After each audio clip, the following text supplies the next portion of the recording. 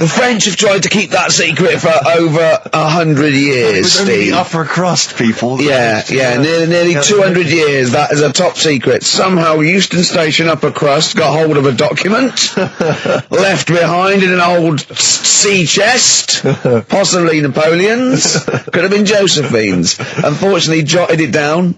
He's kicking himself now. Oh, Secret, I cannot believe I left a note. If he talked like that. He did. He did that, yeah, he talked English, but in a very funny French accent. Do you remember, there was one thing that, talking about funny French accents. It's a Ricky Gervais show with Steve Merchant. Thanks. You were going to tell us a little story about Just a Volvo passed my estate. test. Yeah. My parents had a big Volvo estate, and it's quite a big car to drive. My parents didn't have a car. But I know you don't drive cars, Rick, but it's quite a big car to drive if you just passed your test. It's safe though, isn't it? It is very safe, that was the thing. Yeah. And I come from the West Country, obviously. There's quite a lot of windy lanes. No, you're joking, do you? They have cars there. Oh, here it comes. Blimey, Carl. Learned on a tractor, automatic it was. Do you want me to tell it or not? Oh! Don't move up the accent! Oh no, I'm not worried. Oh, go on. Go on. So I went to this party. You never got him being from the north. Not when he's telling an anecdote. He's never told an anecdote. Oh yeah, fair point. Yeah, come on. I remember once, right, an American came to our school. We were all about 13 and 14, and he was like, you had to be his friend.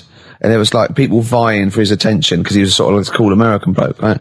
And, he was like good at sports, straight, he's always, it's just great. And, I remember someone saying like tube of toothpaste, and he laughed, said tube. I go, well, what is it? They said tube. It's tube. Right? And people go, no, it's tube. Right? And they go, it's tube, right? And I went, I say tube. He went, and they sort of looked at me, and they just thought, you liar. That's what, no, I say, let me think, no, I say tube. Oh. When you're a kid, like, any American you ever meet is the coolest thing. It doesn't matter if it's a huge, fat bloke wearing Bermuda shorts and a camera on his neck. It's cool, because they speak with an American accent. Well, that is cool. And they say... Being a huge fat bloke in Bermuda shorts is cool. Sure. Yeah. That's what you keep telling yourself. Yeah. I'm growing into that look, says Rick. 41. Again, most of my knowledge of the sort of Tsarist Russia comes from Rasputin by Boney M. Well, listen. Yeah, he was the lover of the Russian queen. They put some poison into his wine. Yeah. They shot him till he was dead. Yeah. Which is, go on. Right, well, there's those Russians. Loch Ness, the monster. Yep. Sure. Probably doesn't exist. Okay. What it is... Interesting. Hold on, interesting.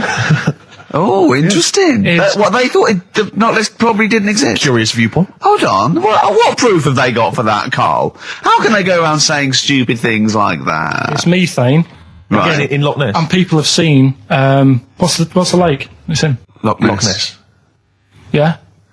It being the Loch Ness Monster. Yeah. That's where it lives. That's how it finds its way home. That's certainly the clue. Yeah, Get again, Carl. That's the clue. Yeah, it's the clue. And if it's out wandering, it goes, excuse me, would you know where I'm being the Loch Ness Monster? Where would I be going? Oh, you'd be going to the Loch Ness if that's your home. It's way over there, you big monster, you. So the bubbles from the methane bubble up out of the water. Yeah. People think, oh God, it's a monster's head. But it's not, it's just water sort of shooting up because of the bubbles. Well, that's two of the great mysteries of the universe solved by Karl P on a Saturday afternoon. That is fantastic. Yeah. So, that makes me think a lot of things. So, when mediums are sort of like going, oh, I've got something coming through. Do you think they are exhaling a lot of methane gas? And thus making them not think straight? Do you think everything's down to methane gas? Do you think that all the mysteries of the universe are down to methane gas, Carl? What did it say in the documentary you saw? About what? What was the budgie happy? We know that budgie was sad. Was it in a room? Because they used to take canaries down the mines, didn't they? They used to take canaries down the mines, they'd smell the methane, and then the budgie would be happy. I'm not going to teach you anymore. Play a record. Oh, should we introduce this, shouldn't I? Go on, then. Oh, it's Beatles, Long and Winding Road. Smooth. Are we getting paid for this? Our Freaks Electric, Richard X and the Sugar Babes on XFM 104.9. Well, nearly through. We've had a few laughs again, a few tears. Absolutely, as always. Excuse me, and don't be alarmed. I look quite frightening, but I'm merely a nice monster. I seem to have lost my way home. Could you direct me in the right direction? Nice to meet you. Yeah, Karl Pilkington. Hi. What's your name? Why do you need to know my name? Well, it might help me to find out where you come from. Oh, my name's the Loch Ness Monster. Okay, alright, give me a second. What was your name again? Loch Ness Monster. See, this is what I mean. I just run this one past you just on the off chance. Yeah. Because maybe that you change your opinion slightly. Yeah. Feng Shui teaches you to use your environment wisely. Sure. If your land and the surrounding area is undulating, it's said to house auspicious dragons. When land is flat and featureless, the dragon is missing and the land is said to be less auspicious. Excuse me, they call me the Brixton Dragon. Sure. I seem to have lost my way. I know it's South London somewhere, but could you help me find my home? What's your name? Well, they call me the Brixton Dragon. Right, where are you from? I see what you mean. I see what you mean, aye. Oh, okay, man. So does that make you query it at all, the dragon? I'm not into it that much. Right, I'm sure. just saying that if you have your head at one end of the bed rather than the other, it might make a difference to your night's sleep. Listen, we were talking earlier about the fact that Bruce Lee, and it's a well-known fact, he faked his own death so he could continue his undercover police work, as opposed to being... Because no one would... Yeah, he doesn't look different to anyone else. I was talking to someone as well recently who... utterly convinced, and you get this quite a lot, don't you, especially Americans, that Elvis Presley's still alive. Yeah. And I think, wasn't there some statistic, like more people believed Elvis was alive than believed evolution? Was that right? Yes. Something like that? No. No, it's something worse than that. It could be something... It was something like that. It's something like, I don't know, it's something like 42% of Americans believe that Elvis Presley has faked his own death and is still alive, right? Yeah. And there's this whole book that's been written about it, because, Carl, you might be interested in this. I know you're always fascinated by things that have been written down and therefore a gospel. Yeah. And that you don't have to revise yourself. You just learn off Ian Wright. Yeah. But apparently, the reason that Elvis is still alive, is that there's a number of sort of pieces of evidence. One is that none of his family could agree which colour pyjamas he was wearing when he died. That's evidence, apparently. Apparently, he was an honorary member of the FBI. Well, apparently his signature appears on FBI documents well into the 80s, long after he should have died.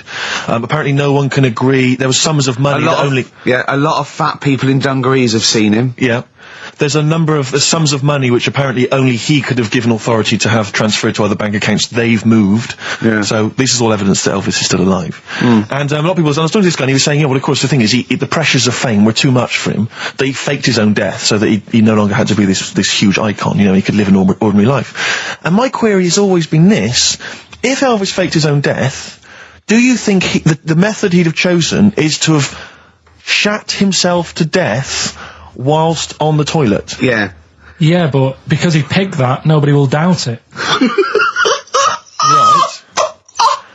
So Elvis went to the FBI. Yeah. What do you make of it? Well, exactly. So what we're saying, Carl, is that there was lots of methods open to him. You know what I mean? It's all he didn't go to his secret police and go, I'm fed up. I want to fake my own death. You know what I mean? And they go, yeah. What methods have you got? I like to be found shit myself down the toilet. You like to do what? I want to be a big fat motherfucker on the toilet, just shitting myself to death. Right, on my ankles. Elvis is a good idea. I'm just wondering if there's maybe something a little bit more glamorous for your favourite death. I mean, you could take a bullet for the president. What? Shit all over him? Just shit? No, no crap at all. No, you just take a bullet for him, or you could. There has to be shit involved. Why has it got to be? There has to be shit involved. Why has it got to be crap? I want this way. Make it happen. Yeah, it's probably Carl, head in hand, look. Yeah. He's worried about the things we say. Yeah. Jeez. We haven't offended 1.2 billion people. Yeah. A fifth of the planet. So, Carl, what do you make of it then? Are you convinced Elvis is still alive? Am I getting him mixed up with someone else? Because all Elvis, all Elvises look alike. Because... that is true. A lot of Elvises do look alike. That's safe. On his gravestone, didn't they get his name wrong? Or is that his brother? Who's his brother? Aaron. No, that's his middle name. Yeah. You're not an Elvis kind of expert, are you? Hold on, wasn't Elvis one of a twin that died? That died, and I'm sure they got his name wrong on a grave or something. Oh, I don't know. But that's consequently that's proof he's still alive. No, I've had the thing with the still alive thing. Like I say, he picked that awkward death because nobody would be saying, hang on a minute, going around upsetting the family, wanting to talk about it because they'd be embarrassed to be saying, he was found sort of in a pile of mess. Weighing 25 stone. Yeah. So... Because you notice he also expanded to a huge size as well, so he was just a huge fat blob of a man. He also did that to add, extra... To the glamour. I don't quite understand all these people who fake their deaths, because Well, a lot of them don't. A lot of them don't, Carl. This is what, in a roundabout way, we're saying. We're saying that a lot of people that say people fake that they didn't, like Bruce Lee and James Dean and Elvis Presley. We're saying they didn't fake their deaths. He did die, didn't he? His head come off, didn't it? God. Who's this? James Dean? His head came off. Anyway, I know where I'm trapped in a toilet with no toilet paper. Yeah. That's where I am. I'm thinking maybe I peel off some of the wallpaper, you know, things like that, but there's nothing I can do. I got to go upstairs. Well, exactly, but I'm going to have to go upstairs and find toilet paper. Was there any? There wasn't. There wasn't? Oh. I'm going to have to go upstairs and maybe find a notepad or something like that. And so I try the door, right? The door's wedged. I'm pulling on the door and I can't get the door open. It's just like it won't come open. And it's already, and I knew it was going to come to this at some point. Like, this is like, the clock's ticking. I'm trying to pull the door open, trousers around my ankles again. And I'm thinking, well, what I could do is I could open the window, I suppose, and like try and climb out, but not really, because I got the trousers around the ankles. And that's or if it was raining, just stick your ass out, two birds with one stone. Sadly, it was a beautiful day, Rich. I call it the World B-Day. And so what I'm thinking is, well, I got my mobile phone in there, luckily, because it's in my pocket. I'm thinking, well, maybe I can phone, I would seriously... Kleenex. Maybe I'll phone the fire brigade. At this point, I mean, it just dried. No, it hadn't. It was... Hold on. Was that little puppy not around? Because sometimes you can call that, it's got a little bit wrapped round it. Listen. Or just use the puppy itself. There's 50 million people around the world going to hear my voice in 30 minutes. Exactly. And where's Steve? He's not locked in a toilet again, is he? Exactly. Oh, no. I watched Call My Bluff in the week. Is this with Toxic and yeah, it was quite good. I quite enjoyed it. I imagine you could get on there if you want. I used to watch it with what's his name? Famer. Yeah. Famer. Yeah. Oh, that was great. You were brilliant impressions, because obviously while Bowie was playing, you were doing your infamous Bowie impression, which is the best one you do, actually. Well, that's just because Carl said, you know what? He said, I'd love to go out for a drink with David Bowie. Of all the people that come in here for sessions, I think he's really good at him. And I said, I think he'd like you as well. That's all. And I just went, hello, Carl. You're strange. You're alien. It interests me. Myself and Ian, I'd like to put you on the... Yeah, I just imagine you and Bowie in a pub somewhere. Isn't that pretty much the same impression you do when you do Ian Canfield?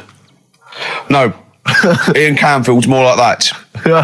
But not on air. On air, he's sort of like this sort of eloquent 40-year-old capital DJ. Yeah. And, but when you talk to him in the studio, he's slowly like turning. He's slowly turning into Tommy Vance, isn't he? It's one of his pillars of rock. Canfield. He loves Vance, Lemmy, Diano. If we run out of material later in the show, which is likely, considering we're now talking about Ian we ran out of it at 1:05. Exactly. But could I maybe just sort of interview you as David Bowie? Yeah, in a sort of humorous sketch. Yeah, that would be fantastic. Maybe it could be the idea that what if like David Bowie was a cab driver? What would he say? What was some of the funny things he would say? We saw that. What was that in when it said Dead Ringers coming up? If you've ever wondered what it would sound like. Dead Ringers is this impressionist show. They did it's on Radio 4 and they did a TV version. Yeah, I saw it. What did you make of it? Didn't like it. It was all right. No, it was just that the write-up in the Radio Times, I think it was. The Radio Times said, ever wondered what it would be like if Robbie Williams was singing George Formby, or what would it be like if there was an Animal Hospital was hosted by Anne Robinson? Yeah, yeah. I have wondered. Were those two sketches on there last night? Yeah, yeah. What were they like? You are the weakest dog. Skink. Or something? No, what was it? It was something like. They had to vote off an animal to die or something. It was something like that, yeah. It was. This is flagging. Quick, do your Bowie again. Oh, come in here. Look, it's Tin Machine. Now let's play Changes. Hello, Iggy Pop, you nutter. Stop cutting your sound. Which one? For some reason, they want one of us to do an impression of Leslie Phillips. Can't do it. Doesn't he say ding dong? And hello and all that. That's not bad. But I want Carl to do it though. Yeah, go on, Carl. Go on. Hello. Well done. Say ding dong. Ding dong. Nice. Yeah. Do we do any other impressions? No. I go. Hello. Do that. Hello. Yeah. You look like a ventriloquist dummy. Hello. Brilliant. Oh, God. My name is Bond, James Bond, as though it were Sean Connery. My name's Bond, James Bond. Do that, go on. My name's Bond. No, do it as though you were doing an impression. Sean. So I'm trying to be Scottish? Well, yeah. Well, yeah, sort of. Perhaps a bit more specific than that. Sean Connery. My name's Bond. Keep going. My James Bond. Like Jimmy Stewart. It's not like this is the best fun. It's like having your very own Fisher-Price toy for 2 hours a week. It's great. Roger Moore. Do that. Roger Moore. Phyllis Pierce, Percy Sugden. I'm licensed to kill. Anyway, she just said. No, this is a great game. We'll come back to this another time. Yeah, anything you want Carl to do. There was a kid I remember at our school, Mark Johnson, when we were like 10 or something, and we were talking about Guinness Book of Records, and Mark Johnson went, "Yeah, I'm in the Guinness Book of Records." I thought, I'm intrigued. You're a 10-year-old. I said, go on. He went, "No, I don't. Does this qualify? He claimed that he was in America once, and he went to see a baseball game, and supposedly that game was the world record for the number of people in an audience for a baseball game. It was like some massive stadium, and this was the most people ever. I'll tell you what doesn't count. And he claims he was there. I don't reckon it was listed. Well, I don't reckon Mark Johnson got his name on that list. Exactly. Ross McWhirter would be going, but that's the whole book. But I think I remember him looking it up and going, there it is, I was there. Yeah. Does that count? I mean, no, I don't. So this shadow is moving about and independently of an object. Yeah, and the local mayor and that is like, yeah, it's a bit weird, but it's not harming anyone. The mayor involved. Was he elected to that post? Hey, Mayor, we got a problem down here. Seems like a shadow. Well, it's not causing any. No, it's just causing any problems. Yeah. We've also got Educating Ricky, where Carl educates me. The one last week, a girl, right? She was deaf, and she was having an argument with her mum, and she pushed her, and she hit her head, and then she can hear again. Yeah. Don't know what I learned from that. No. It might be subliminal. Someone might be going. It might be a metaphor that I will learn from. Yeah, it's like a parable. Yeah. So look at his face. We might as well be talking Dutch, mightn't we, Carl? What's this? Bit of aqualung. Aqualung. Rockbusters next. And the middle one was that Scottish fella's made an error. That was Mystique. Mystique. So, did anyone get that? Extraordinarily, almost all the people who emailed in, I'm beginning to think it's us then, because I was thinking mistake, I was thinking muck error and muck mistake, but mistake. Yeah. So, do you want to pick a winner? Yeah, I was going to give the prizes to Amy Massey, who's from Wiltshire, the West Country. Losers down there, probably as weird as you. Yeah. Carl is our sort of, I say producer, but he's the one that pressed the buttons because I was too. Body. Yeah, but I mean, it was just because I was too big to run the desk. Yeah. I used to have to do. Literally too big. You couldn't get behind it. Yeah, and then we discovered that he looked a bit like a boring sort of alright. Yeah, but then when we sort of poked him with a stick, he came up with he doesn't realise, but some of the I think some of the funniest extraordinary things I've heard. Say hello, Carl. All right. Yeah. Should we play a record and do Wash Up with You? Yeah. We'll play a bit of Aqualung then. Aqualung. Right, that's Aqualung. Good time's gonna come, innit? Right, Carl. I imagine him in dictionary. Well, I've come up with cat. If that helps at all. Yeah. Memblent. Yeah, what does that mean, Carl? Just anything you want it to mean. What I've got, there's a dog that's got a cough in Singapore because it smokes 20 a day. Right, what was it? It was why don't they just get a diary or some paper or something to write on? Yeah, because snappy. I couldn't think of a heading for it. It's basically Go on. People who have tattoos. I've never understood it. Right, that they have something put on their arm. Right, sorry. Have we started the educate? Is this part of it? Are you educating me? This is something that will be useful in my life that I didn't know about. Yeah. Go on then. No, it's just that they've got a machine out, right, that does tattoos. Tattoos. Well, because obviously Ricky doesn't travel on the tube anymore. He's too rich for that. I never did. I always thought it was beneath me. Sure, but I used to walk everywhere. Didn't you? But I'm still forced to. Take the tube, and I sat on the tube, and it pulled up, and outside the window, just happened to be on the station, was one of the posters with us. So I was kind of there, not realising it was behind me, and these big kind of fat German or maybe Bavarian guys. Well, they're in lederhosen eating sausages. Yes, they were. They're Bavarian. Yeah, they were. And I noticed one of them kind of looked at me, and then looked at the poster, then looked looked at me, just happened to say it, and wittered something to his friend in German. You know, I don't want to try and do an impression. That's freaking goggle-eye. Oh, wow. I think that... No. But I know what you're thinking it means. It doesn't mean that. Right, okay. It means... What's a rough translation? Elegant boy. Right, okay, yeah. And so anyway, That's freaking goggle-eye. He pointed out the poster and his That's mate... lanky piss and streak. and his mate burst into laughter. And then we pulled Well, they've got a great sense of humour, the Germans. Well, that's the indeed. thing. But we rumbled onto the next station, and the poster was in exactly the same place. And this time they tapped the shoulder of someone else on the train and pointed me out, and that person also laughed. An Italian? An Italian What it was. there was a French. Was there a bloke with a beret and a little moustache on the other side? Yeah. Was it United? Did you get on the United Nations Express? Oh, imagine that. Yeah, it was fake. See the freak.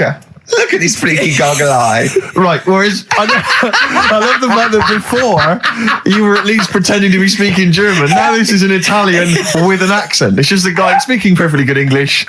So you've not even disguised the insult there. Oh dear. Oh, that'd be lovely. Try and insult me in other cod languages. You could bring Europe together if they just instead of Esperanto, that there was just one common language. The language of freaky goggle eye. I'll tell you what would bring the Europe together is you maybe representing England on the Eurovision Song Contest. That would be great. With a self-penned tune. Should I do that? That would be magnificent. It's got to be worth thinking about. Just about everyone being the same. Yeah, just about people being equal. Everyone, and also mentioning the euro.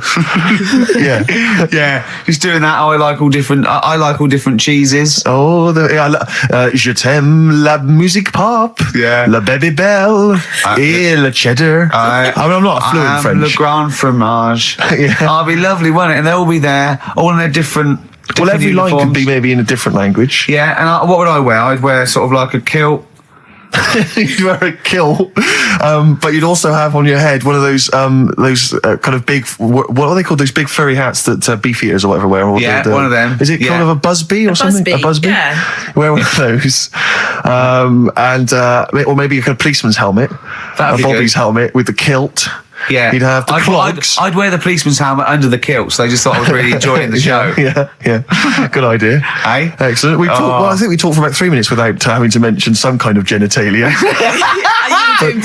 We should celebrate by playing one of my tunes of the year. Really? What one is it? U2 Electrical Storm. Oh, I know you're a big fan. I know you're a good big fan. choice. Well done. Cheers. Anyway, I didn't get around to getting drinks. I can't believe it. Can't believe it. Around to getting the drink. Right, so I said, right, I'll pay for the cab. Right. Oh, what a lovely Christmas gift that is. Yeah, £2.50. I paid, no, it was like in £3 Manchester there, it is. £3 back. So £6 you spent on him? Well, no, I spent more. See, that's what he said. He said, get the Bolton and back, can't you, for that? He said, oh, you spent on me £6 for my birthday. I said, no, I haven't, because I gave the taxi driver a tip. I'm a little bit worried about his attitude as well. Because that is a stingy present, but you don't say. Well, let's be honest, that's the worst Christmas gift ever, because, you're pretty bad, like we discussed in the past, but at least you spend a bit of money. Yeah. It's just thoughtless. Yeah. This is nothing. I know. You haven't given him any time. I would... And I knew my demographic. They loved it, my family. They couldn't believe their luck. Well, a tenner. You spent a tenner on him? Well, the cab fare was £6. But the thing is, I don't think he's saying that. I think it's the fact that this is like, frittering away in everyday life. He would have loved to, I'm sure he would have been appreciative of a lovely £10 gift that you cared about and bought. A book he probably likes Fly Fishing, doesn't he, by J.R. Hartley. Mm-hmm. If you'd have bought that, he'd have gone, that's what I was looking for. Or what I was looking for, Carl. Bloody hell, Carl, you little balls twat. That's just what I wanted. So, alright, so just calm down. So what have you got planned for Christmas? Is this what, are you doing the same approach with Carl, Suzanne? excellent. You've paid me milk bill for this week. That were nice. I'm spent this year. So have you planned anything for Suzanne, or are you just... Yeah, I'm taking her out Christmas Day for something to eat. So, do we need them? Do we need them? And you should explain, do we need them, for those that don't like the show? Well, it's sort of education about animals and stuff, and if we need them. So, like, David Attenborough once said, you can get rid of people off the earth and it would carry on, there's no problems, but, get rid of a monkey and you could have problems on your hands. So is that a direct quote from Attenborough's current autobiography? I think so, yeah. So what I've done today, right? He always starts with, right, so then. Yeah, exactly. So, and he always ends things, and you've got yourself all sorts of problems. Yeah. So that's done. That's coming up. Enjoy that. I think I can just sum up the station, can't I, Steve, with that just last comment? You're probably right. I just came in, I just went to the toilet there, and it's a disabled toilet that's close to it. So, you go there. I had a wee. I thought, oh, the thing doesn't work. Didn't flush. I came back and said, oh, the toilet doesn't work. Doesn't flush. And, Carl went, no, you just stick your hand down and pull that wire up at the... Think of that. Put your hand in the water. I mean, just water. When David Bowie interviewed Zoe, come on, there's toilet's not flush. He goes, all right, babe, just stick your hand down, pop the shit down the U-bend, and just wipe your hands on your pants. Thanks very much. I mean, sums up this station, doesn't it? Absolutely. Next week, we've had loads of suggestions, Carl, for your best bits. It's basically all your best bits. Me and Steve are largely irrelevant in the voting. Yeah. So, you can compile your best bits next week, and they'll be loving it. We had a request for the little Chinese fellow in his pants, a horse in the house, cutting your hair on the railway station. If you haven't heard those stories, what does that mean? The little Chinaman in your pants, you've got to be tuning in next week to find out what that is. The only thing is, the old horse in the house was in the last best of. Was it? Yeah. Well, that doesn't stop. What's his name? If you're one of those people that want to see these clips again, tune in.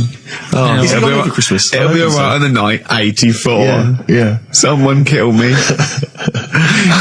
think I'm going to live forever. It's like we said before, who goes to the recording of one of those? There's people in the audience. Yeah. I don't even know why she even gave you that interview. When you start off with, trying to find out if I need you, but what did you tell her to get her to talk to you? Just said I'm doing some research on stuff. Did you think you were a schoolboy or something? No, she just said, oh, all right. She said, how long will it go on? I said, not long, just like 5 minutes, have a quick chat. And she loved it, didn't she? She sounded happy to take part in that. So the fact I love the fact that you've got an expert and you suggest that she's going to be having sex with Noah.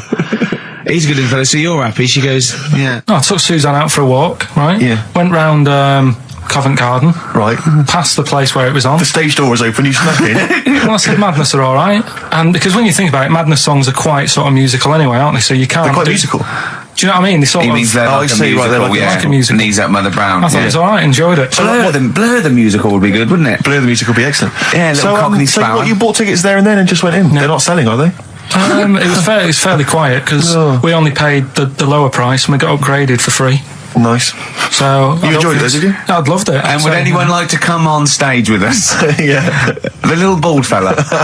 Yeah, go on, I'll give it a go. And what home are you from? Where are you? What are you doing tomorrow? Well, I'm going. No, you're coming here tomorrow. Come here tomorrow. Is it not doing well? That's a disappointment. I don't know. I mean, it was New Year's Day, so maybe that's why it was quiet. Carl, what have you got lined up for us as the producer? Right. Well, Rockbusters. Been off this week again. Has he? Yeah. Another week off? Another week off, yeah. No, I didn't have a full week off. I had 3 days off because I was working all over Christmas. Yeah. And still didn't stop working, preparing stuff. You've got a nice load of prizes there that I've sorted out. I had to come in especially to sort that out. Mm-hmm. Yeah. Rockbusters. Did you rifle through the drawers up at Capital Gold instead of down here? Yeah. Rockbusters, we're still doing that. Yeah, you're bigging it up. Yeah, he's bigging it up. Yeah, still doing that. We've got that. We talked a lot about hairy kids. We have discussed that a lot. I love the fact that Simon Sharma has never started a programme like that. The Jacobites. We've talked a lot about hairy kids. Go on. It's a little bit. I mean, it's not your traditional science stuff, but it's still interesting, and it's a little bit. It's still. Yeah, we talk about hairy kids. We have disproportionately, honestly. I think this show's talked about hairy kids more than any other radio show. He said talking about Time Out. I said something about in Time Out, and he went, yeah. Did you read that? I went, yeah. I read it. I get it every week. Yeah. He went, there's no point though, is there? Because it's like a telephone directory. If you want to look something up, you look it up, but you'd never sort of browse the telephone directory. And I went, that's an interesting point. He went, although I did. When I was in Scotland, I just looked up how many Macs there were, and there was 42 pages of them. How bored are you in your hotel room in Scotland to suddenly start working out how many people start with Mac? What would you do if you got loads of phone calls, right, from women going, Carl, whenever you're on the radio, I just have to do it. I just have to do it. Your voice makes me... I say, right, well, you know, it's alright. I'd be happy with that. Would you? Yeah. I mean, just in case anyone is doing that.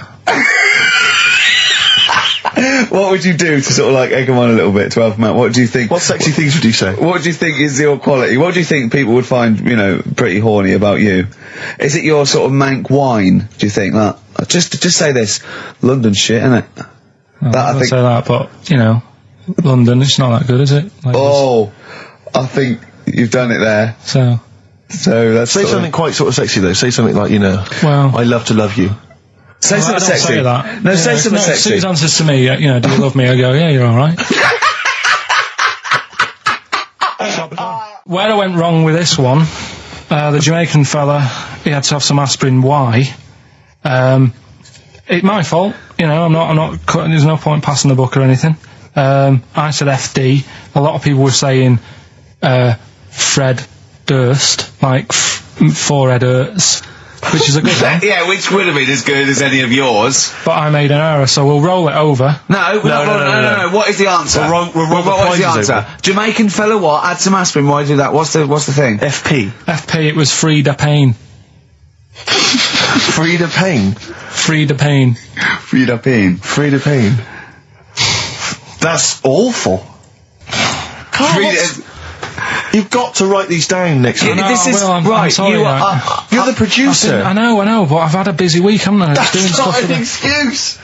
Have you not had the point of a rollover is you've got to add to it. That's the excitement. Yeah, there's a couple of albums that were... Okay, well, there's also the Fools and Horses video with the three... I don't think... I'm bloody jealous of that. I like that little yellow thing. It's a little... there's a little kind of model three-wheeled van. Rodney, you plonker. Oh, dear. What's that? This is what looks to be some kind of best-of the stereo MCs. Don't call me a plonker, you wanker. The David Attenborough DVD collection. Oh, Unc shit himself again. Oh, yeah, the big prize that we tried to give away.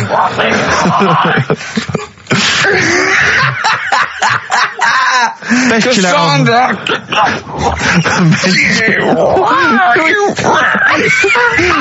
Who is that supposed to be an impression of? Which member of the cast is that? Is that Cheeky Dell? I don't know. Best chill out album ever, the best air guitar volume 2, and of course for all our fans, Doctor Who, The Aztecs. That's on DVD, and that's one of the William Hartnell Doctor Who. All right, that's the worst impression I've ever heard. That's brilliant.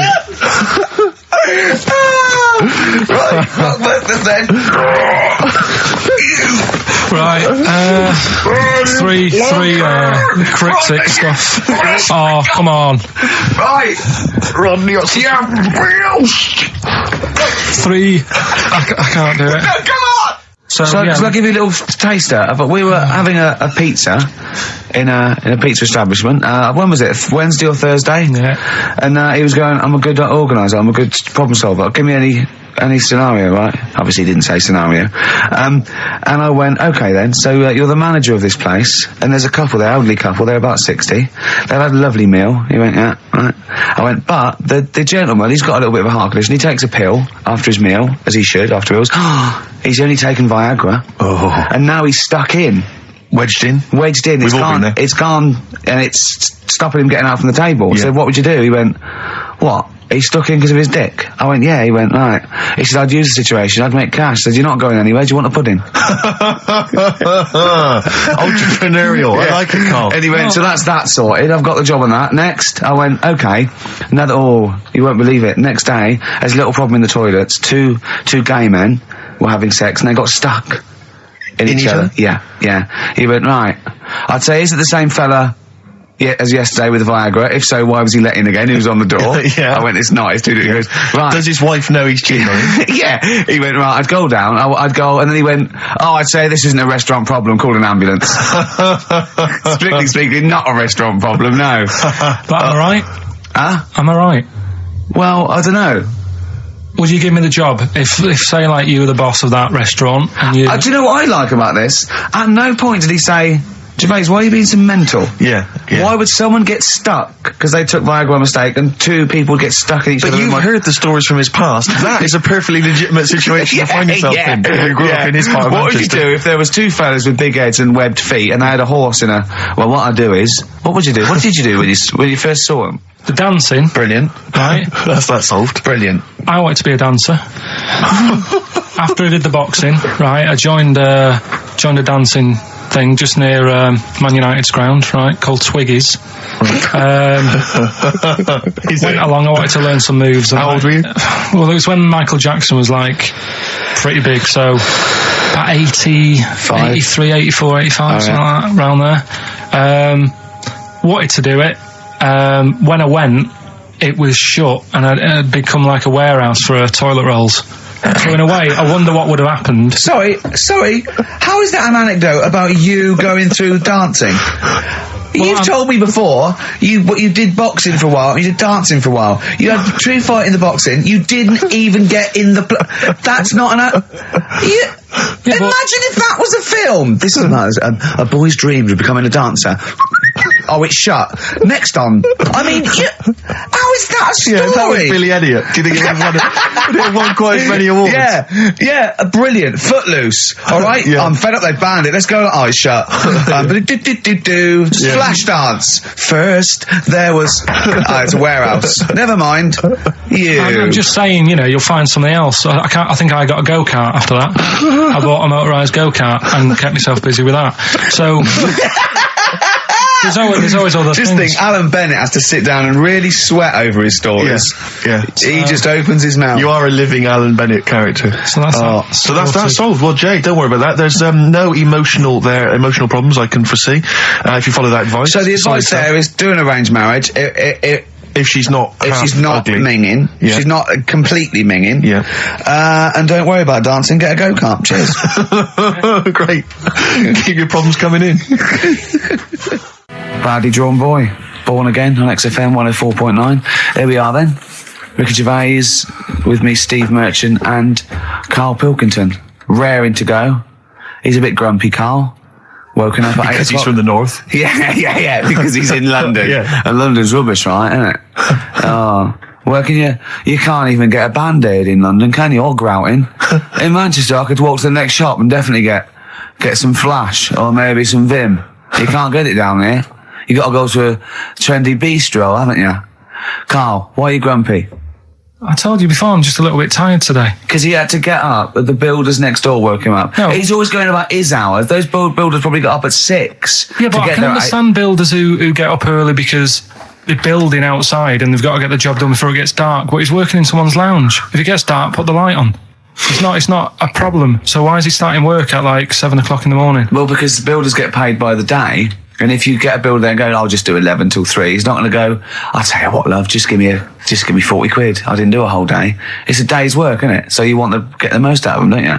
Plus, he probably wants to finish early so he can have a good night out. Yeah, it's a Saturday night. You know what I mean? He wants to... Yeah, he wants to get at least 15 pints in. And he was cheery. I bet he was whistling and, dancing around and tapping, So I don't know how you can be annoyed at that. And so the Iceman, why does that amaze you?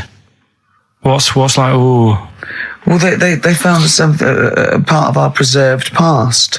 It's interesting. Again, I'm amazed by anthropology and evolution. Yeah, it's just that line on its own like that. They found an Iceman is great, but then it went on, and it's going on about they've had to get different people involved to find out how old it was. Because first of all, the story started off right. An old fellow on holiday somewhere. Where did they find it? In Sweden or something? And he was walking in the hills. And he was walking in the hills. In heels? Was he transvestite? In the mountains. Oh, right. In the hills. Yeah. So he's walking about, and he sees this body in the snow, and he thinks, oh. So he calls the police up, and they come and have a look, and he goes, oh yeah, it's probably a murder. So then they dig it up and find out. He's got hold of a spear in his hand. Right. And he's dressed like Fred Flintstone. Yeah. Right. And they realise it's probably not a recent murder. Right. His knuckles are dragging on the floor. He's a Neanderthal man. They think, hang on, Karl Pilkington. But when they found out, hang on, it's an old thing. It's an old thing! Can it? If it was a murder recent, then you'd go, hang on, how did this happen? Who does he belong to? Yeah. But the chances are whoever murdered him is also dead. 5,000 years ago, probably. Yeah. So leave it. Just bury it. I don't think it's a murder investigation. No, but they are. It's not Quincy going, this was before my time. It's not a murder investigation. Yeah, just one thing bothers me, sir. Just one final thing. My wife loves you, but this guy. That's how they were Why treated. would he have a spear and a leopard skin? I just can't. I can't get over this. What are you talking about? Ash, and sometimes on XFM 104.9, I'm looking to with me, Steve Merchant and Karl Pilkington. Right. We've got so much to get through. All right. London's shit, innit? Sorry, shouldn't swear on air, my studio. Never swear on an on-air studio. Yeah. Apologies. Not really swearing, is it? I'll tell you what swearing is. Graduate. You're going to play that again and give a winner. Well, let's hear it. So it's Karl Pilkington featuring in The Graduate. Yeah. Oh, there's this lad who called Mark, right, who used to go to school with, who used to call me that. And his mum, right, was like obsessed with cleaning. And I was never allowed in their flat. He makes the place look untidy. So she used to, I don't know if it was just me or all his mates, but I used to turn up and she goes, yeah, he is in, but you know what you've got to do? And I used to have to go round the side of his flat, and he had a computer, right, which I used to play. I didn't have one at that point, but he had one. And I used to have to go round the side of the flat and stand at his bedroom window with his window open, and I'd be sort of leaning in playing the game. You are joking. I'm not. His mum. You had the weirdest upbringing I've ever heard. The things you were willing to do. It's the strangest. What is this town like? No, I stopped going. Was there always music? Right? There's the horse in the house there. Oh, look at these two kids with big heads and webbed feet. All right, Ronnie. All right, Reggie.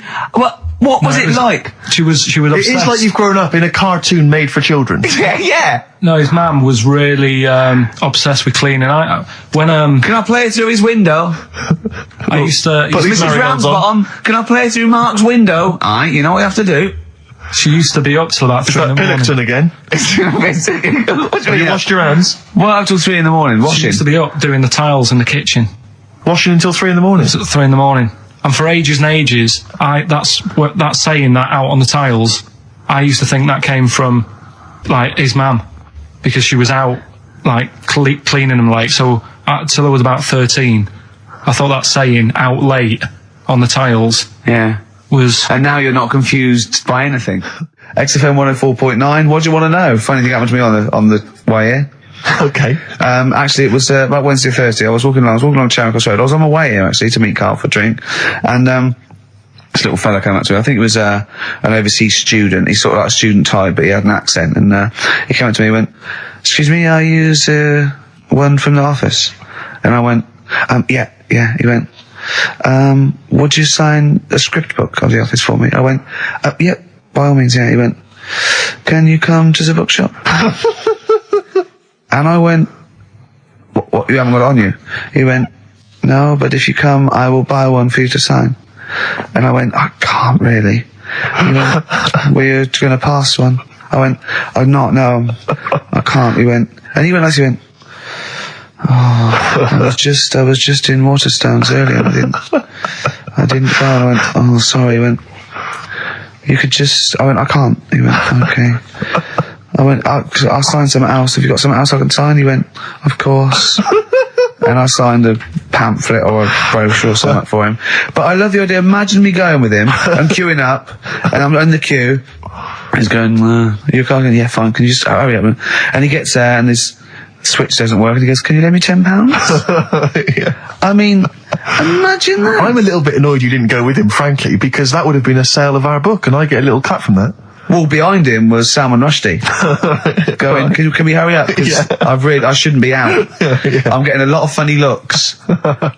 Now, a lot of them obviously doing good work. There was one fella, I think you'd have appreciated it, because I know you are very politically active. Oh. And I think this guy has really studied hard, and he's realised the best way to make his voice heard on the international political stage is to ride around on a tricycle wearing a jester's hat. Oh. He was really shaking up the bloody I government. wouldn't want to be George W. Bush about now. Not indeed. Once he sees that. Once he sees that guy. Imagine his aides rushing in and going, George W., look at this guy. Where's that? That's in London, England. Okay, call off the forces. Is that a large tricycle? Yeah. Is he wearing a nappy? Get me Colin Powell. Why'd you call him Colin, not Colin? It's the way he likes it. Don't about. Just call off the troops. There's a in a jester's hat. Call the troops off. Just bleep some of those bits.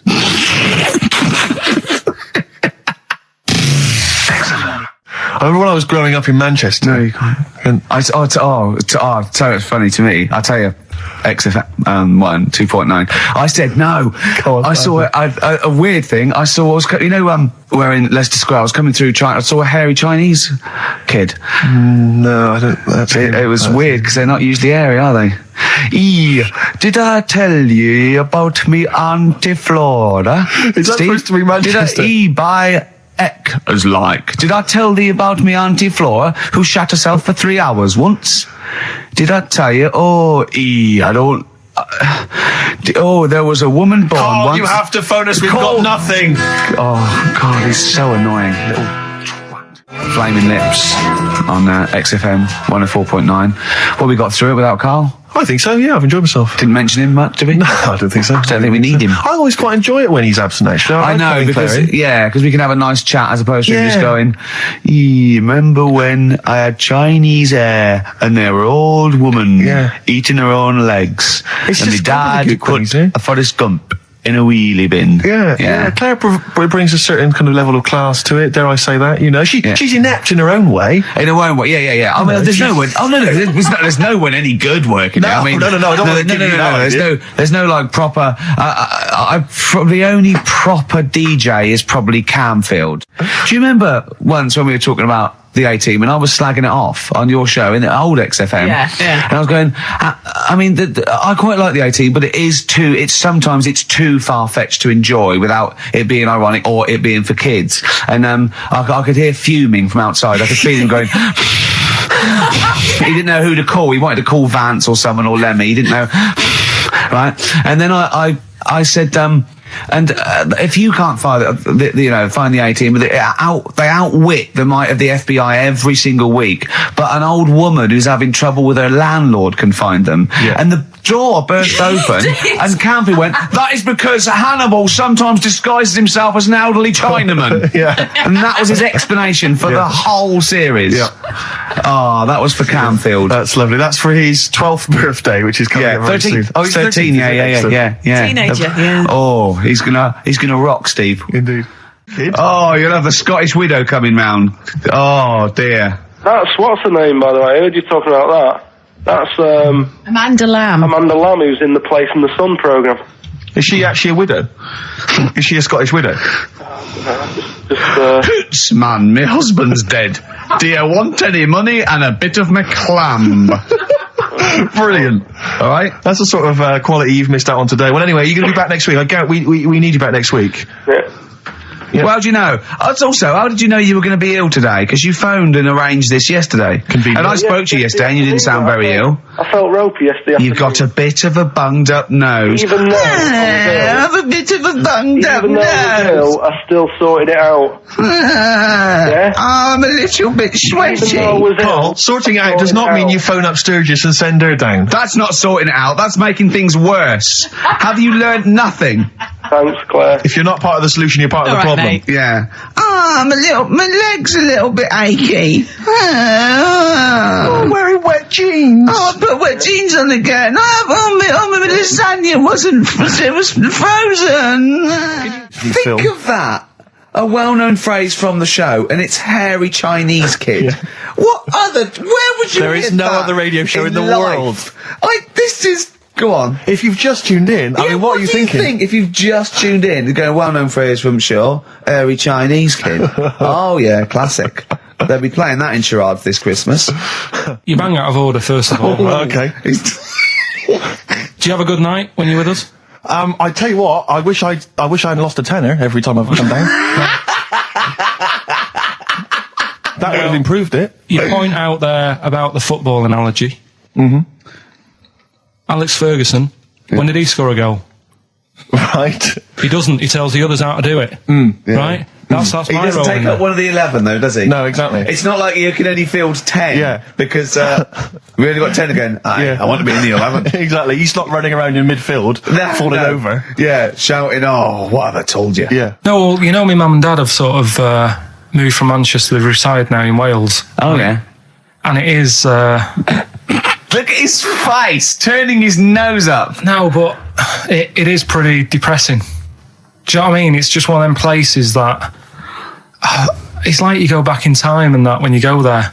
I mean, maybe the major cities there, maybe Cardiff is all right. What, even coming from Manchester, it's like going back in time? It's like one of them places, it feels like every day is Sunday.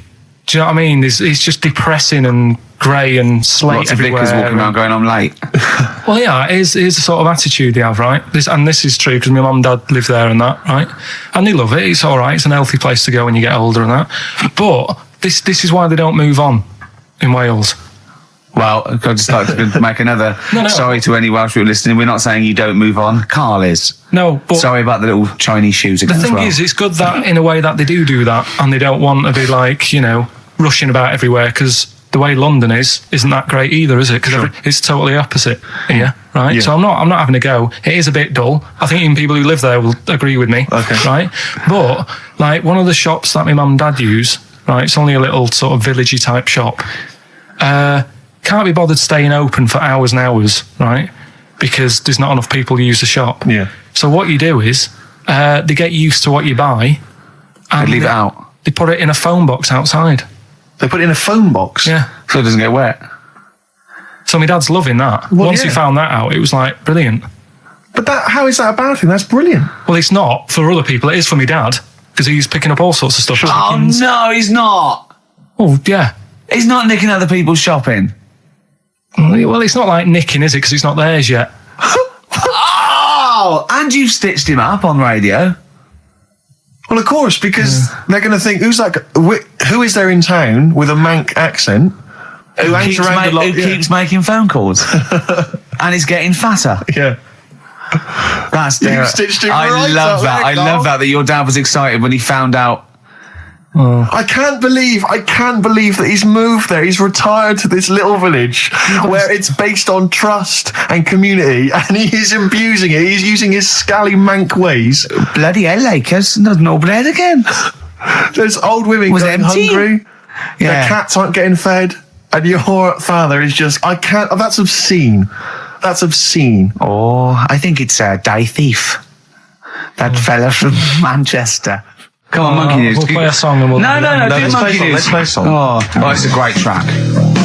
Cheer up, Carl. Is it new? Is this Waiting for an Alibi with Thin Lizzy. What year was Doesn't have to it be new. It's brilliant. What year was it out? Oh, Einstein wasn't new when he came up with the greatest theory ever. Oh, hold on. Hey, hold on. You're not new. You're not new. So anyway, I found these things. Do you know what I mean? Yeah. So what's this? Explain this again. Right, so I got back off holiday. The first job I found out I've got to do is work with Ricky for a voiceover. I do a regular thing. I do X-Ray magazine, but I'm allowed to make the script up. And they said I could, so I did. Right, so imagine this. Well, I know you, Rick, and I know you like to put a lot of work into these things. Yeah. You want to do a good job. So he rolls up, he says, let's do it then. He said, what's in the magazine? I said, well, here's a selection of stuff. This is what you've got to sell. He said, leave it with me. He goes into the little booth, and the first one he comes up with is this little advert for it, right? X-Ray magazine. It's out now. It's £3.50 May edition. Music of Tomorrow. Dandy Warhol's picture, and there's a free CD with all the Placebo and the Donners and Smog and Nightmares on Wax and Alpine All Stars. Only £3.50. It's out now. Buy it, innit? Have you got a sore throat there? Well, that's all right, isn't it? And he was going, you can't. I said, we are doing that. I've done one. That is it. That's it. So I persuaded him. He went, right, okay, we can possibly put that on XFM, right? I'll have to see, right? And so I wouldn't do it again. And he went, but you need one for Capital. He said, Right. Capital will know what I went, right, I'll do one more for Capital. Right. Because all the stations advertise the XFM magazine, right? So this is the one that you thought would be all right for them. Hello, you loonies in Radioland. Dr. Frog here to tell you about the new edition of X-Ray magazine. It's out now and it's only £3.50. You've not heard of it? It's a great music magazine. And you get a free CD featuring bands like Placebo, They Wear Makeup, but leave them alone, Gold Chain, Smog, OK Go, The Donners, and all great bands that you'll love to... Froggy here, hello. Bye. Ribbit, Froggy says bye it. Oh, well.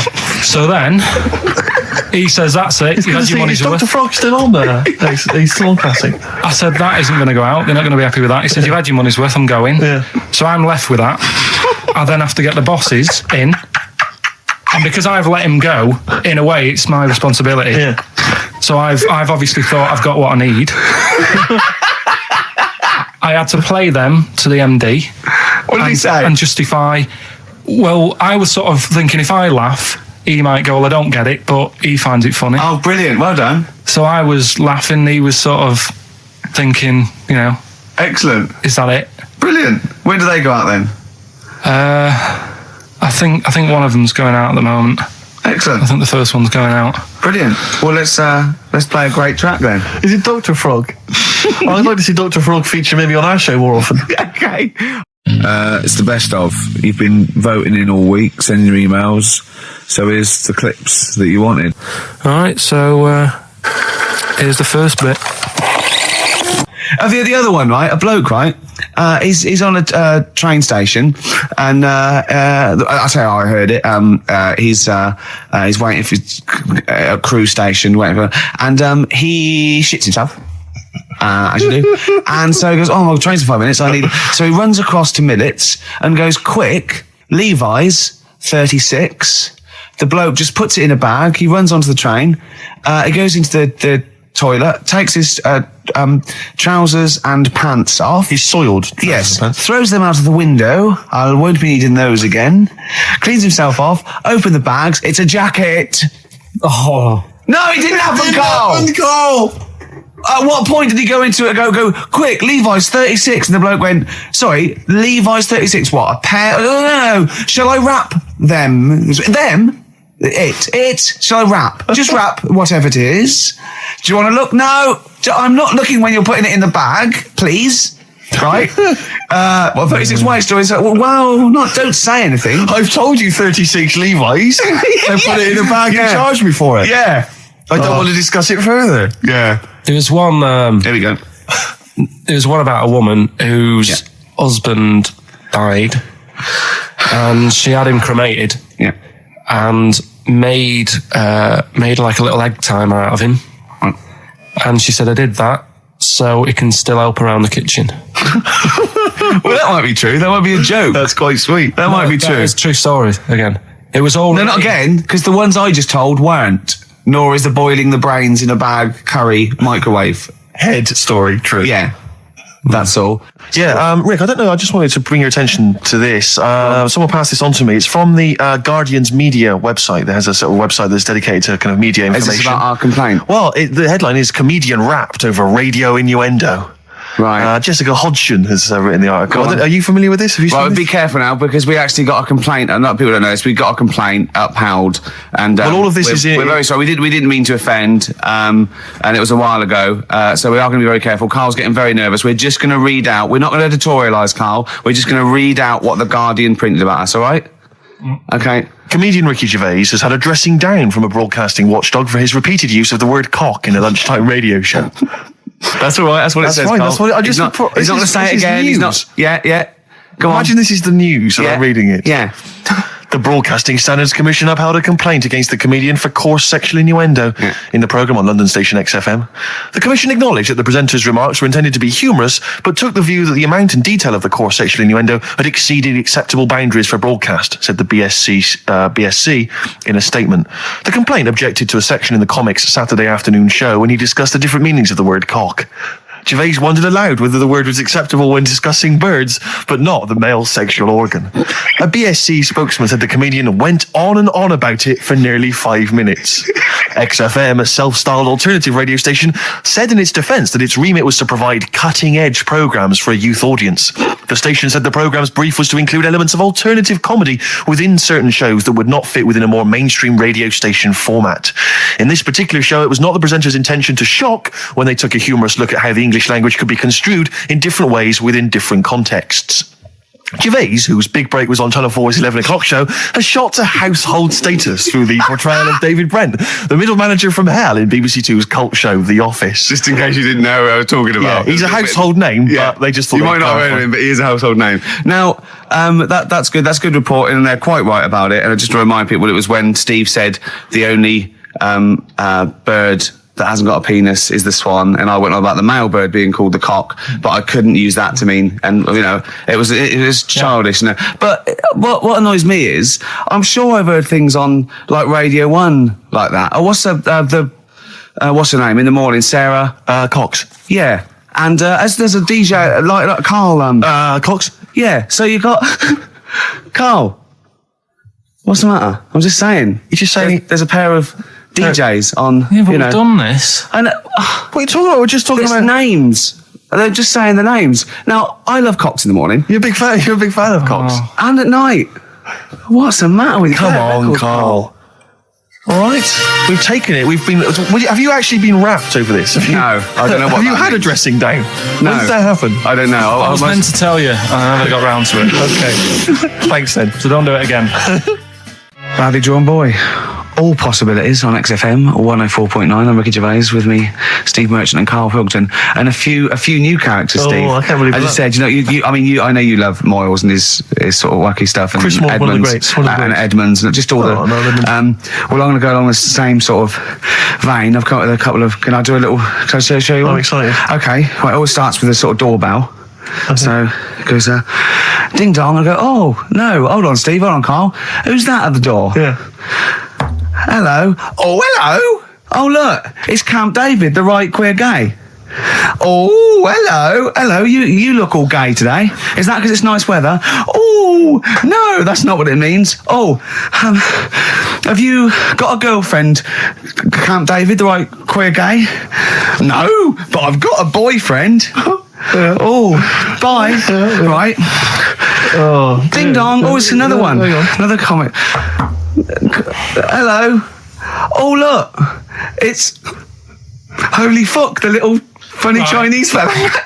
Wait, that's his name, Karl. That's his name, Karl. Karl. Hello, Holy Fuck. Harold. Yeah. Right? Yeah, that's fine. Mr. Fuck, you can call me Holy if you want. No, I'd prefer to call you Fuck. Yeah. Right? You're right. Nothing wrong with this so far. No. Have you got a girlfriend, Mr. Fuck?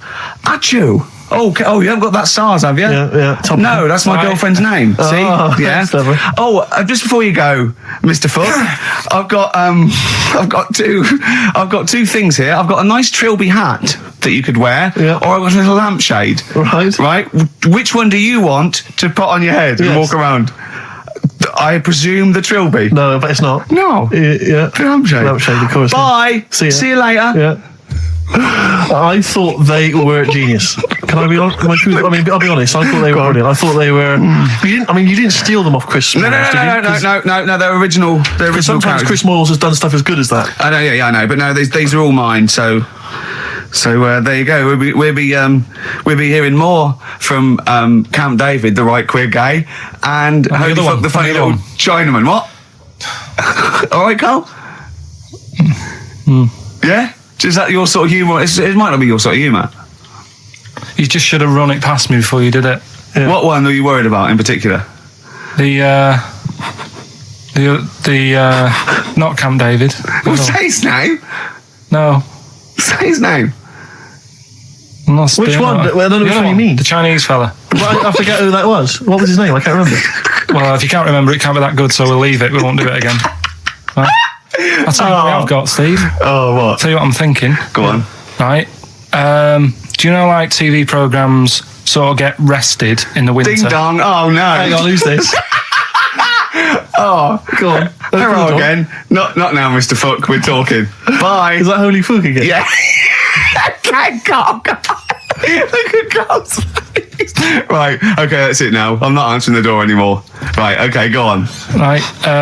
Yeah. Ding dong, ding dong, ding dong, ding dong. He's trying to get in. You've got. Don't be impolite, Rick. Come on, Rick, he wants to come in. No, it's too late. It's too late. He's gone away now. Go on. Right, anyway, what I'm thinking is Rockbusters coming back for a bit. What? What are you talking about? He likes my idea. He likes my characters. He doesn't like that idea. If I Go on, what, Carl? No, what? I was going to say, if I came up with With what? Name with it. that Chinese fella What was his name for a again? I keep sketch, forgetting.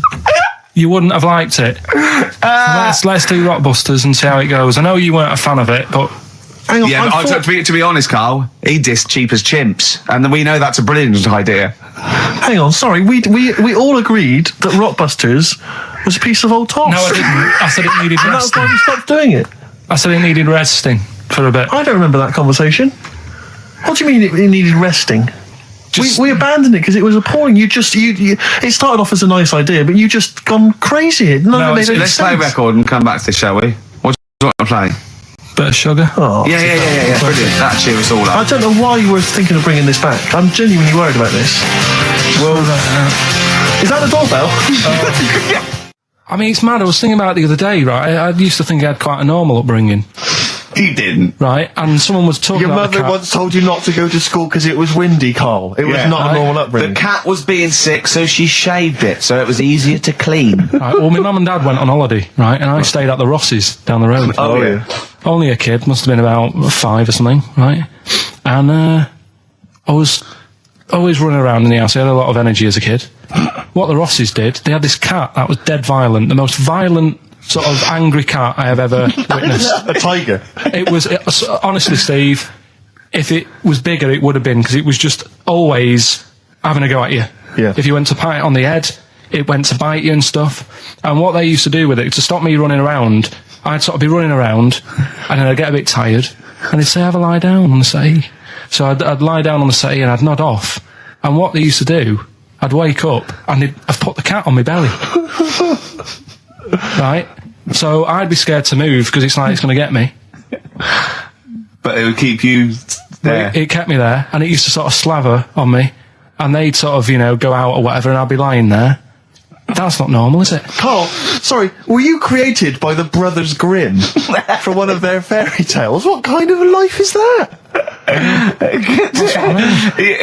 cat paperweight to keep Carl in place. He keeps blowing around. It's windy. We'll have to weigh him down. Be careful. Your mum probably told him that it's a windy day. You got to get something heavy on him, otherwise he just gets blown into the road.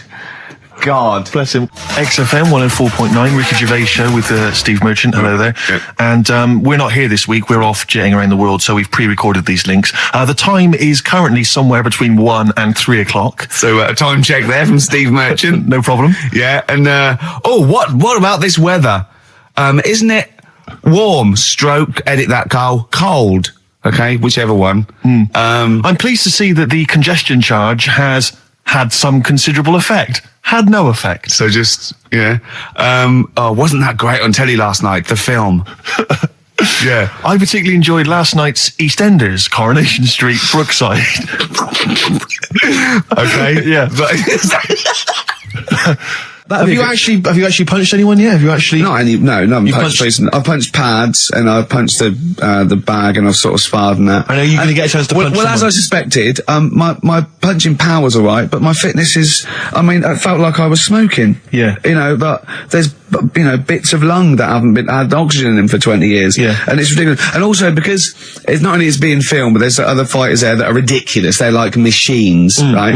And it's that thing, I can go, right, I can come out on top, but die now of a heart attack, but never give up. Or I can sit down and go, I'm sorry, I feel ill. And I chose that one, and of course they took the mick. Well, of course. But I mean, soon, as I said, I haven't got the respect yet of the boxing fraternity, but And how long have you got then before? 4 weeks. Okay, so Yeah. and do they think that they can turn you around health-wise in that time?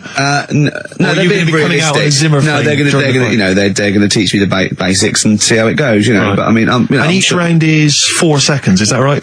yeah, 2 4-second rounds. with a Yeah. 2-hour break in between each one.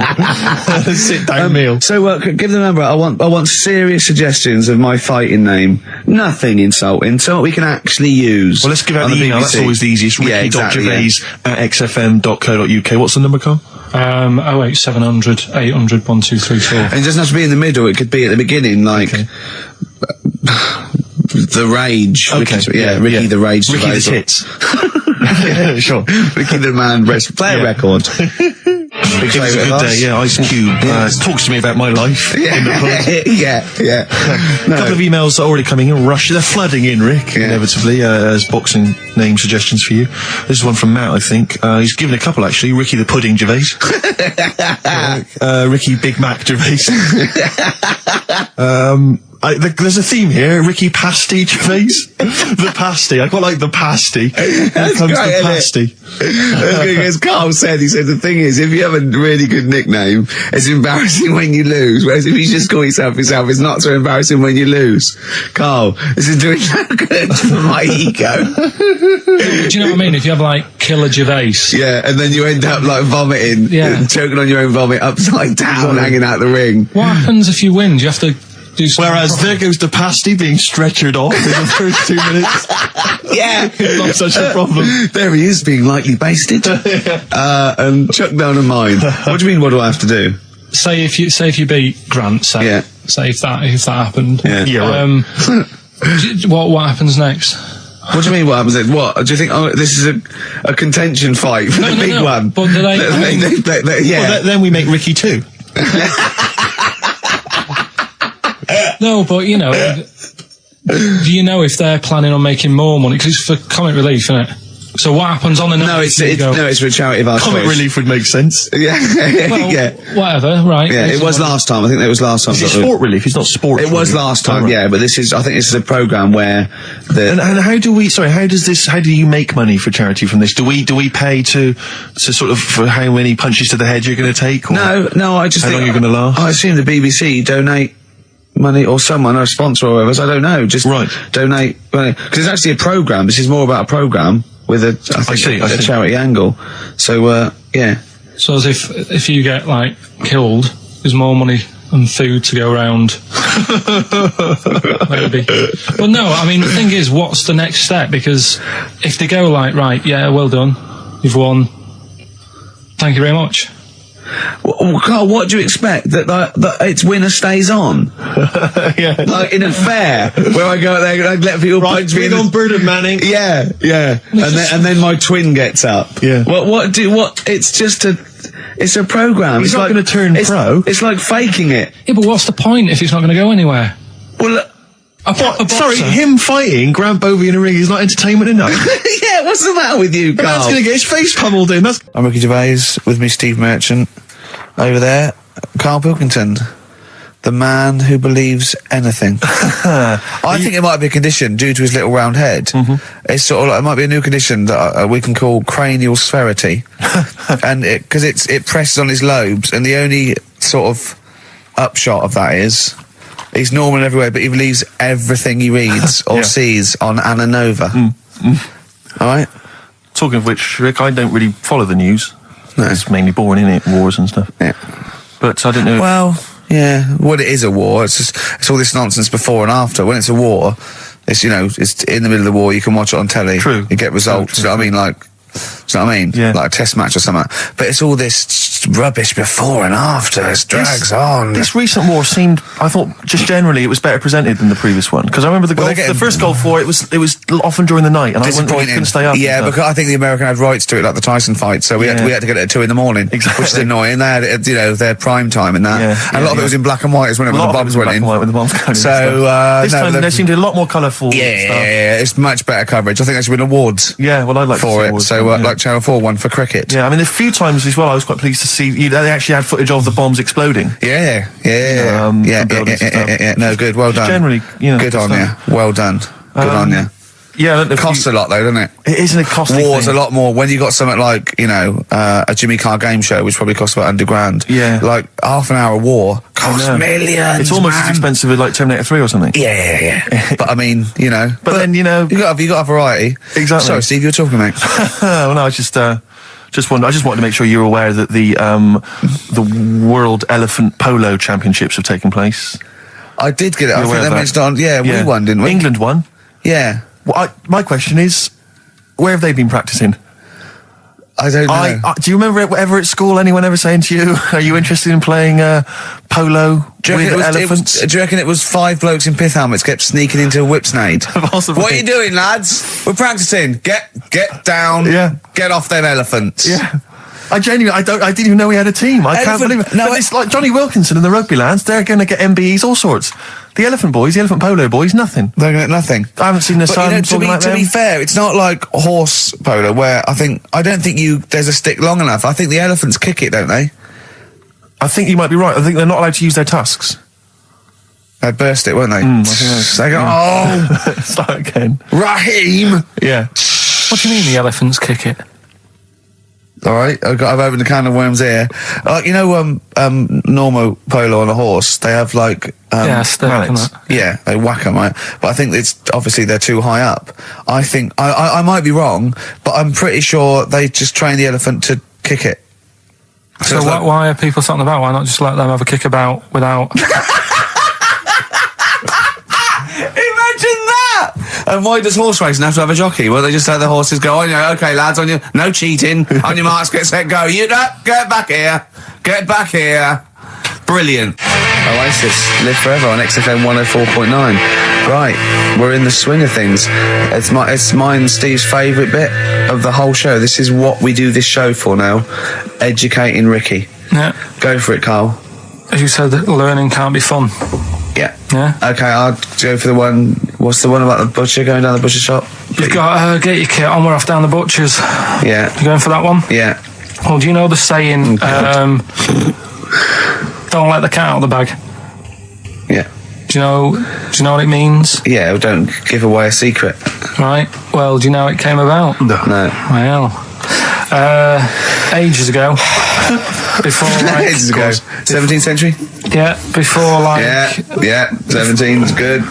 Yeah. before like proper butchers and Dewhursts and supermarkets and that. You used to get these blokes who sold meat. Right. Butchers they were called then, I think. Yeah, but the difference was they didn't stay in the same place, they moved about. Right, so they'd turn up on a street corner and he'd have like loads of carrier bags of like Carrier bags? yeah, with meat in and that, and people would Plastic be like, carrier bags? Yeah, with whatever. mobile butcher on them. Yeah. Right, so And an email address. Yeah, go on. people went, right, yeah, I need some meat. Right, so they'd go up to this bloke and say, what have you got? And he'd say, well, I've got a you can have a bag full of pig, or you can have whatever, a bag full of chicken, whatever. Yeah. And they'd go, yeah, how much? They go, call it a fiver, whatever. Yeah. And they'd buy them, and to make more money, they didn't always fill the bag with what they said was in it. Oh, I thought that might be the case. Right? Yeah. So what Did they they used ever to do... put cats in there? Yeah. But I don't see what... Okay, so sometimes they would put a cat in the bag They'd put a and cat pretend in it the was bag. chicken or whatever else. Yeah, so... Why was a cat any cheaper than a chicken? Because cats are wandering around the streets, aren't they? Chickens aren't. So they'd get a chicken, they'd put a chicken on the top so that when they look in it, they'd go, yeah, that's all right. Got a bag full of chicken. They'd get home to make the dinner, and they'd be like, what are we having tonight? And they'd go, well, you'll never guess. And they'd have like, well, you can have a chicken leg, and... But it would be a cat. Yeah. They'd have to defrost a pizza. Yeah. Did they mind that they were eating cat then? In those days? He didn't say. He just was saying about the saying, don't let the cat out of the bag. It's like, if they see that, they're going to go mad. I'm mildly disappointed with this story. It's all right if it's true, but there's something about it. It's just... I want to know more. He always leaves it... Is it Carl doesn't quench your thirst for knowledge, he creates more. I don't know if that's a good thing or not. Well, yeah, he's like the pot noodle of information. Yeah, do you know, he never... I want to go... I'm not nourished by it. It's like if for every fact he tells me, there's 10 others that spring up that I have to get clear.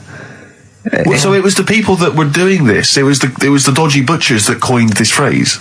Were they saying to each other, don't let the cat out the bag? I.e., what I mean by that, Jack, is don't let them see the cat. Yeah. What we've stuffed in there. Yeah. Dodgy butcher, there's another phrase, isn't it? So that's the first one. Is that a euphemism or is it dodgy butcher? As his meat delivered around the back. Sure. So that's that one. So let's get your kit on. What does that mean? It's a euphemism for homosexuality. Okay.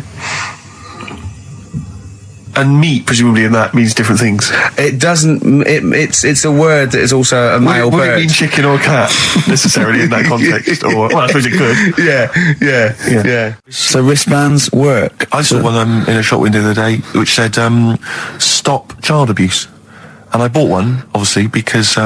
A lot of people say, does it make a difference? But it was only £1, and I'd only spent it on kiddie porn. So, I think I've made a little difference there in a small way. On a serious note, though, I like the idea that child abuse. If you're a paedophile and you're walking along the street in your Mac, right? You got a puppy in one hand, a bag of sweets in the other, and you see this wristband, and you go, "Oh, stop it." Oh, okay then. Yeah, I hadn't thought before. That's what you think. Okay, fair enough. Yeah. Well, I won't be doing that again. Yeah, he was hanging around in Topshop for unsavoury reasons.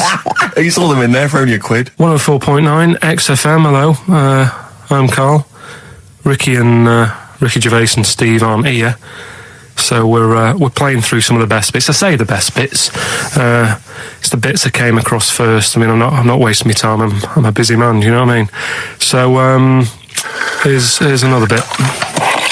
What should we do next? It's too much. Do we need them out of the way? Do we need them out of the way? Yeah, just Let's explain it again. if you're new, I'm sort of on a bit of a mission to find out. We've got a lot of animals and insects in the world and stuff. Yeah. Do we need them all? It still amuses me. So we've found out we've got to keep jellyfish. We've done octopus. Just said we've got to keep them. This week, snails. Do we need them?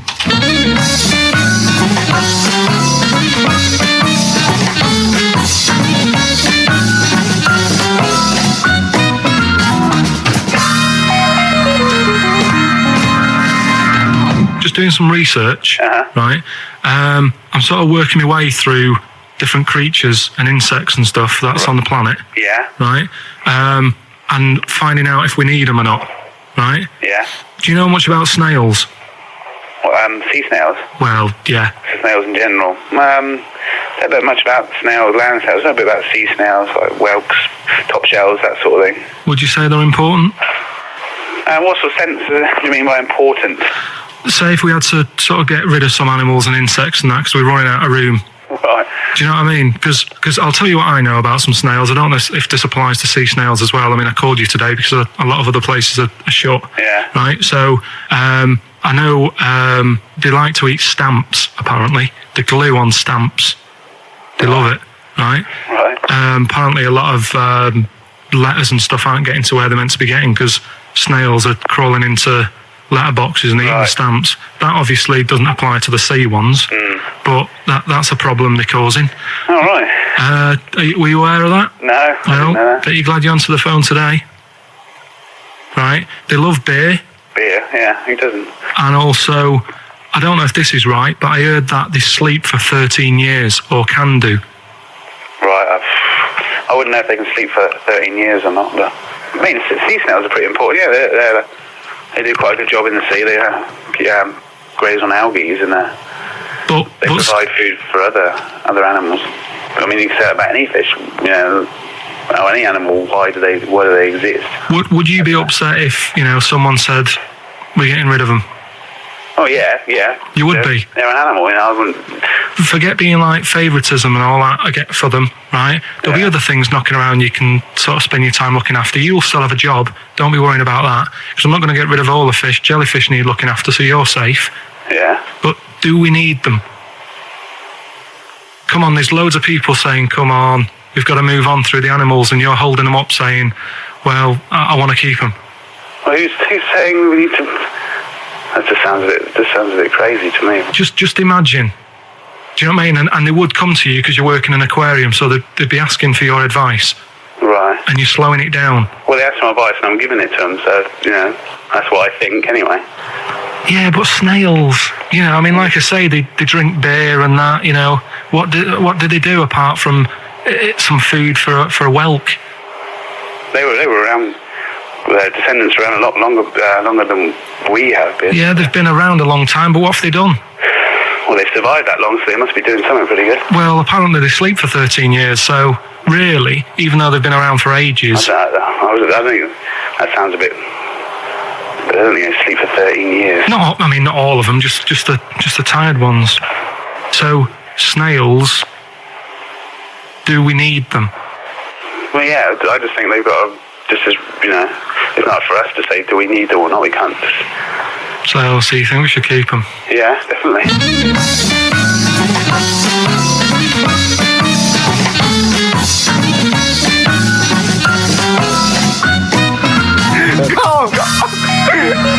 Oh, I'm proud of you. That was getting really quite annoyed. I know. What did he think he was doing? What? I don't know what you tell these people. I mean, you don't get their permission to play this out, do you? You just don't tell the them. thing is, right, I sort of told him what it was about, but we won't say who he is or where he works, because it doesn't matter. I just needed to speak to someone who knows. I know the fact that you were trying to get an answer out of him by suggesting that he would be safe, because he could look after jellyfish if he gave the okay to destroy snails. He was getting livid, you could tell. Oh, God. Brilliant. So he's been around a long time, but what have they done? That was great, Carl. Play a record. Well done. Bit of Amy Man. Oh, I'm obsessed with this song, Red Vines. It's brilliant. Guess how many balloons it would take, helium balloons, to lift a human up? Go on. 6,000. Should we do it? If you want. Brilliant. Next week, that's got to be a challenge. Is there a sort of balloon company or some sort of, party company that are willing to sponsor us to lift Karl into the air with helium balloons? 10 feet off the ground, where we're tether him down, right? Is there someone willing to pay for 6,000 balloons to try and lift We Karl could maybe up? get some kind of company to sponsor it. I'm thinking like Electrolux, if they're going to sponsor puddings. If they're going to sponsor puddings, and celebrities, Russ Abbott, they will sponsor Karl being lifted. Heat magazine, come on. They're big selling, very successful magazine there, and they know about Karl because they've mentioned him. Heat magazine, can we have a heat balloon? Yeah? Oh, 6,000 is an awful lot, into the air. It's the heat 6,000 Karl challenge. Lift Karl 10 feet into the air. Yeah. Come on. What about if it was Karl and Dr. Fox? We could get 2 different balloons. I think we need a lot more than 6,000. A lot more for Fox, isn't it? Mix, yeah. The height. I just explained what I'm laughing at, right? We just had a call from someone saying his company would sponsor Karl, right, to be raised by all these balloons if he could have a walk-on part in the office.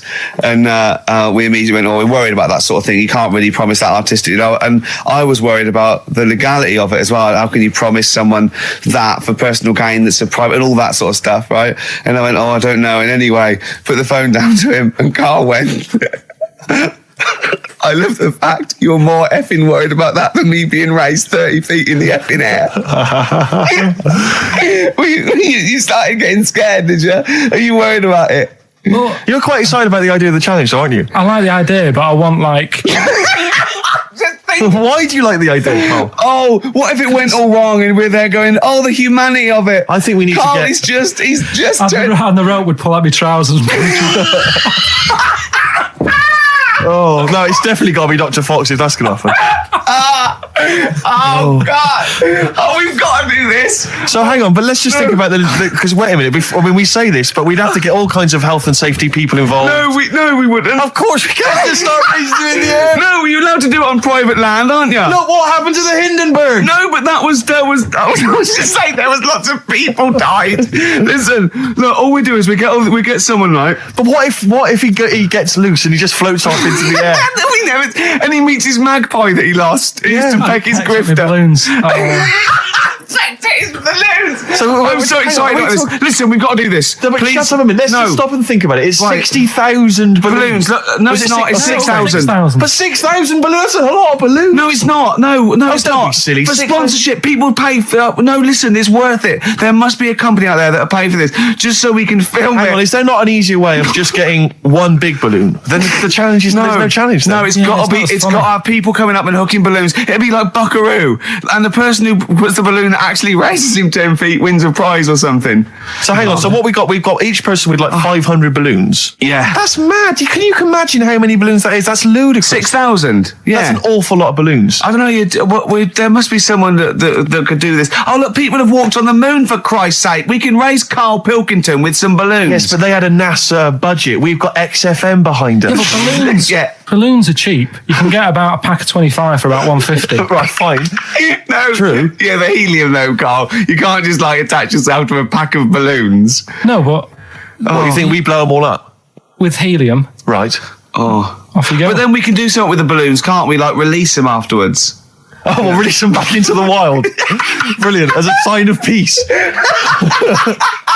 Fly, my pretties, fly. Listen, Be free. I am so excited. I've not been so excited about, and when I thought that Robin Ince was going to stay in my cupboard for £1,000. Look, we've got to do this. 6,000 balloons. I don't think it's going to happen. That's an awful lot of balloons, and I just I don't see how we can tether them all to Karl. He's a small man. No, but because you have them at different lengths, don't you? Yeah, exactly. Carl knows. Can you think about the logistics of this? Oh, someone must know.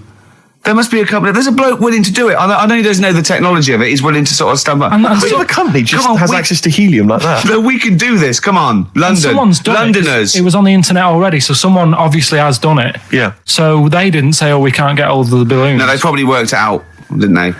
Carl, you're more excited about this than anything else, about your education, about your exam results. You're so excited. And we'll have a little rope. We're like flying a little kite, a little Carl. We're like, let's go, Carl, what will you wear? Like a one-piece jumpsuit? Yeah, it'd be lovely. With sponsorship all over it? Oh, it'd be great. You know, like Jackie Stewart, and just as you go up your little face, oh my God, I'm not going to sleep until this is done. This is the most exciting thing ever. Only 10 feet. 10 feet, yeah. We need some kind of rope to sort of tether you to the ground. Yeah. We don't want you sort of flying off. This is going to be great. And he'd have a little crash helmet and everything, and little Dee Dee boppers on the crash helmet, like he's a little flying ant. Definitely. We give him a little, oh my God, can we give you an outfit, like little wings and everything? Can we paint your face with like children's paint? I'm not doing all that. Why? Oh, no, because that would be silly. Oh, please, Carl, do this. Do it. We do it for charity. We do it for charity, yeah? Right. Yeah?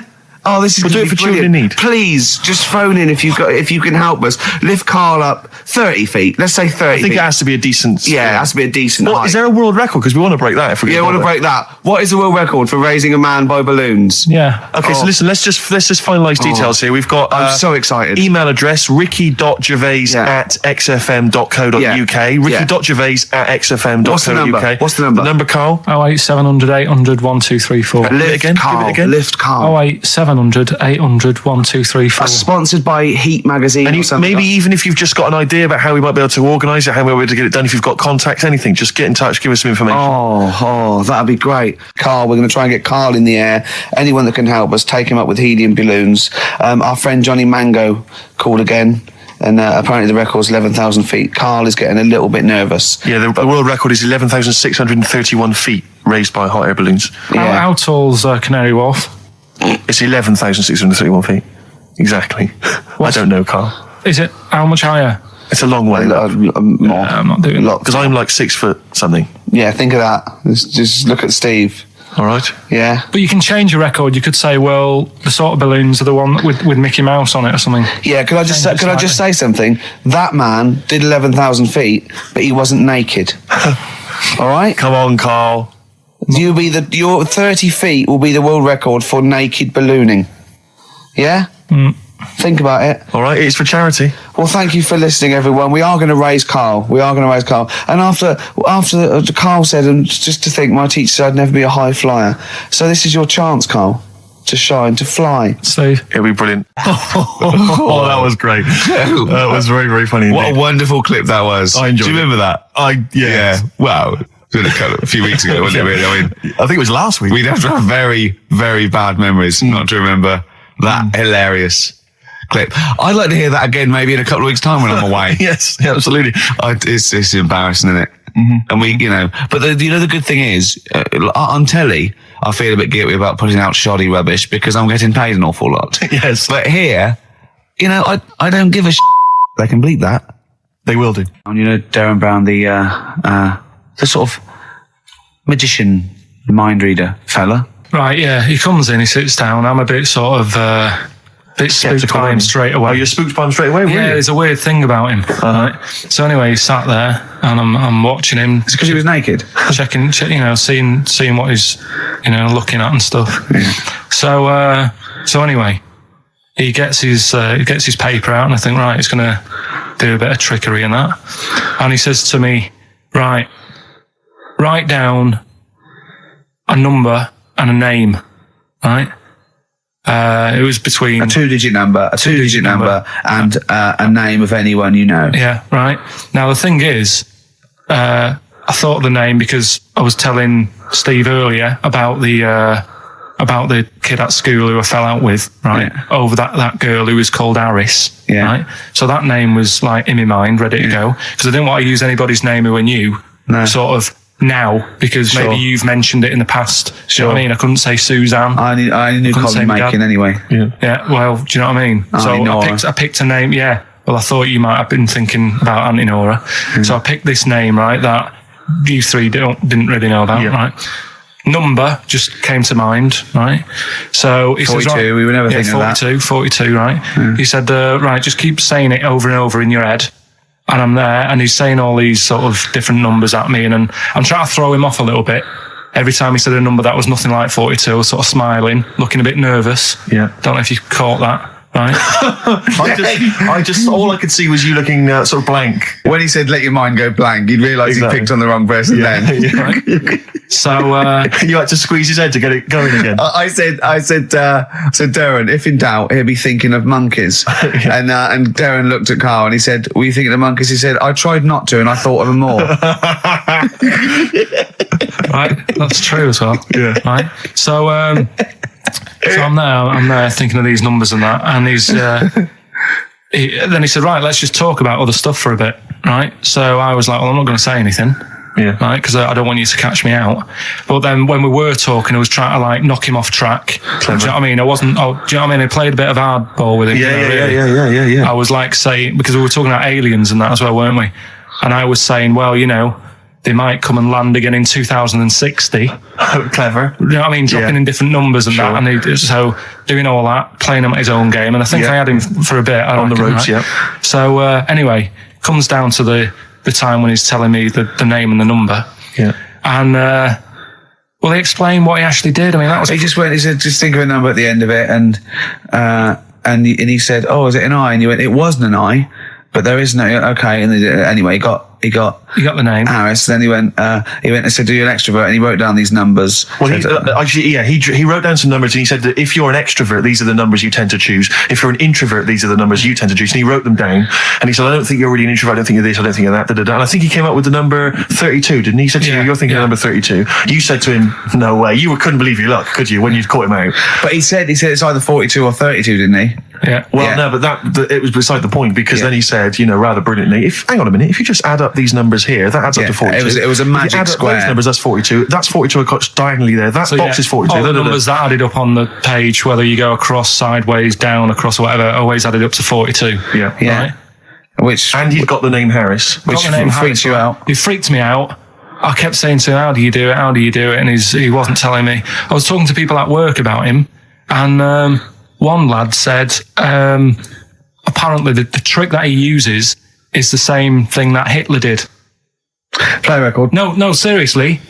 Apparently it's the same thing, because he was saying... What? Play record. No, just let me finish, because I've even ran it by other people to check if I'm right on this. So let's play record and come back to this. Because the people in the XFM office, I mean, they're pretty wise. They're up on that stuff. No, he used it in a different way.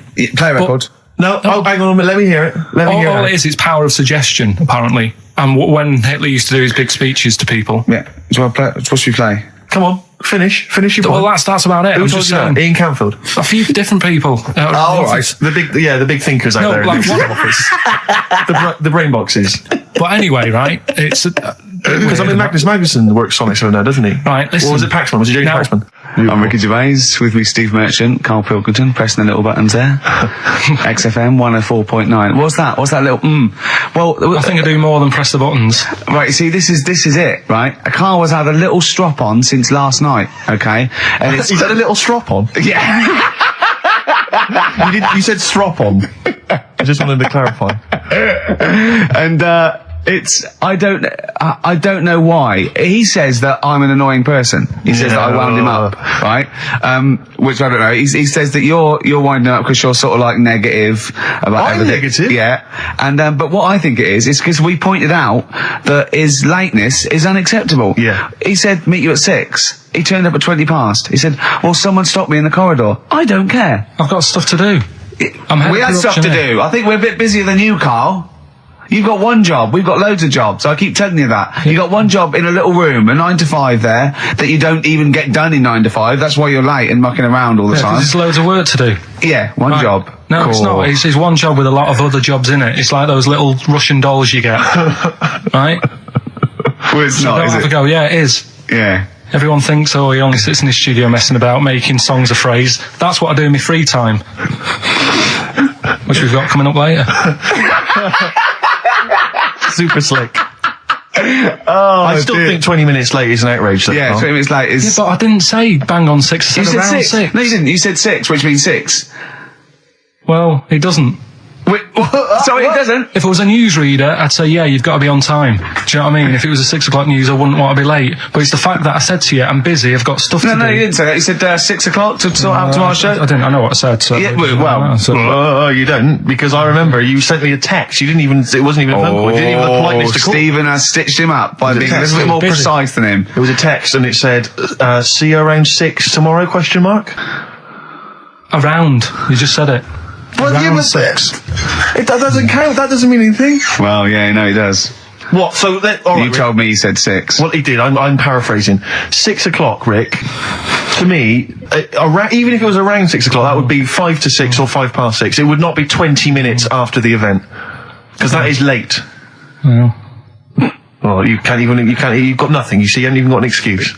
Yeah, but then I turned up, right, and I said, right, well, let's not argue about this. Let's come up with some good new features, because we've been in Cheapest Chimps. That's gone today. Good news. He never liked Cheapest Chimps, Carl, did he? Right, he never liked it. Do you know what? Do you know who's took it further? Donald McIntyre. What? He's doing a programme, Cheapest Chimps. No, he's not doing a channel. Well, we'll see. Again, I'll prove you right. Again, He's not doing a programme, Cheapest Chimps, is he? He's not. What do you mean? He's doing. I saw a trail on Channel 5, and it was saying, you know, is it 5 or is it about 20 past 5? He's doing this. He's done that. You know, now see him on Channel 5 because he's moved to Channel 5. Right. He's saying first big problem, chimps. You know, they deer and that. And no, they're not deer. He's getting confused. No, 50 odd grand for a chimp, and it's saying, you know, he'll look into how much you can get gorilla for. What are in the name of God are you talking about? We'll talk about that later. But I don't know. I'm just saying that's another idea. And then so go on. You got off. This is why you never get stuff done, and you're late. You got off the point. You were talking about arriving late. Yeah, I know, but I'm just saying to you now. I turned up late, so I said, right, well, let's not argue. Yeah. I said, let's do some stuff. Yeah. You weren't having any of it. I think at one point you were trying to be sick on my leg. I do remember that. Yeah. Why? Just for fun? Yeah. All right. That's when I started getting annoyed. He was very annoyed last night. No, yeah, okay. Yeah, I can see where that could be annoying, but you just got to think, hey, look, so what? It's, you know. Well, I think you rub each other up the wrong way. Yeah. No, that's the problem. Well, no more Cheapest Chimps today. Right. Nothing to replace it because we didn't have a chat. Songs of phrase, we're doing that. You can win some stuff. Yeah, we've got the film that we haven't done for the last 2 weeks. The final film, we won't be doing that. Let him down. There's 2 weeks. So you're 2 weeks late on that. Yeah, can I just ask, guys, is there going to be some great music? Yeah. Well, what about something from the Only Ones? Yeah. Planet. Brilliant. Rick, I had for Christmas something which I think might excite you and interest you, because I know you're obsessed and interested by facts. Yeah. Don't fiddle with the microphone. Well, I was just looking at what it was underneath it. So this is a book, it's just facts and trivia. It's edited by Sir Isaac Asimov, who I think's dead. So I don't know when my parents bought this book. I assume it's sort of from a second-hand shop or something.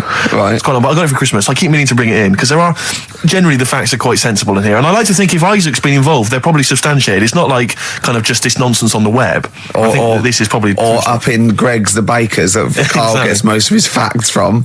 The ancient Egyptians trained baboons to wait on tables. Carl, fascinated. Brilliant. That's fantastic. But what my point about that is, why did they stop? Yeah. It's a genius idea. Would you not want to go to a restaurant where they had baboons serving? No, I'll tell you what happened. It might have been like the Planet of the Apes, and they sort of rebelled. One of them could talk. One of them could take his order. And one day went, do you want fries with that? And the bloke got really annoyed and said to answer him back. And then there was some sort of rebellion. Right. The Planet of the Apes isn't true, is it?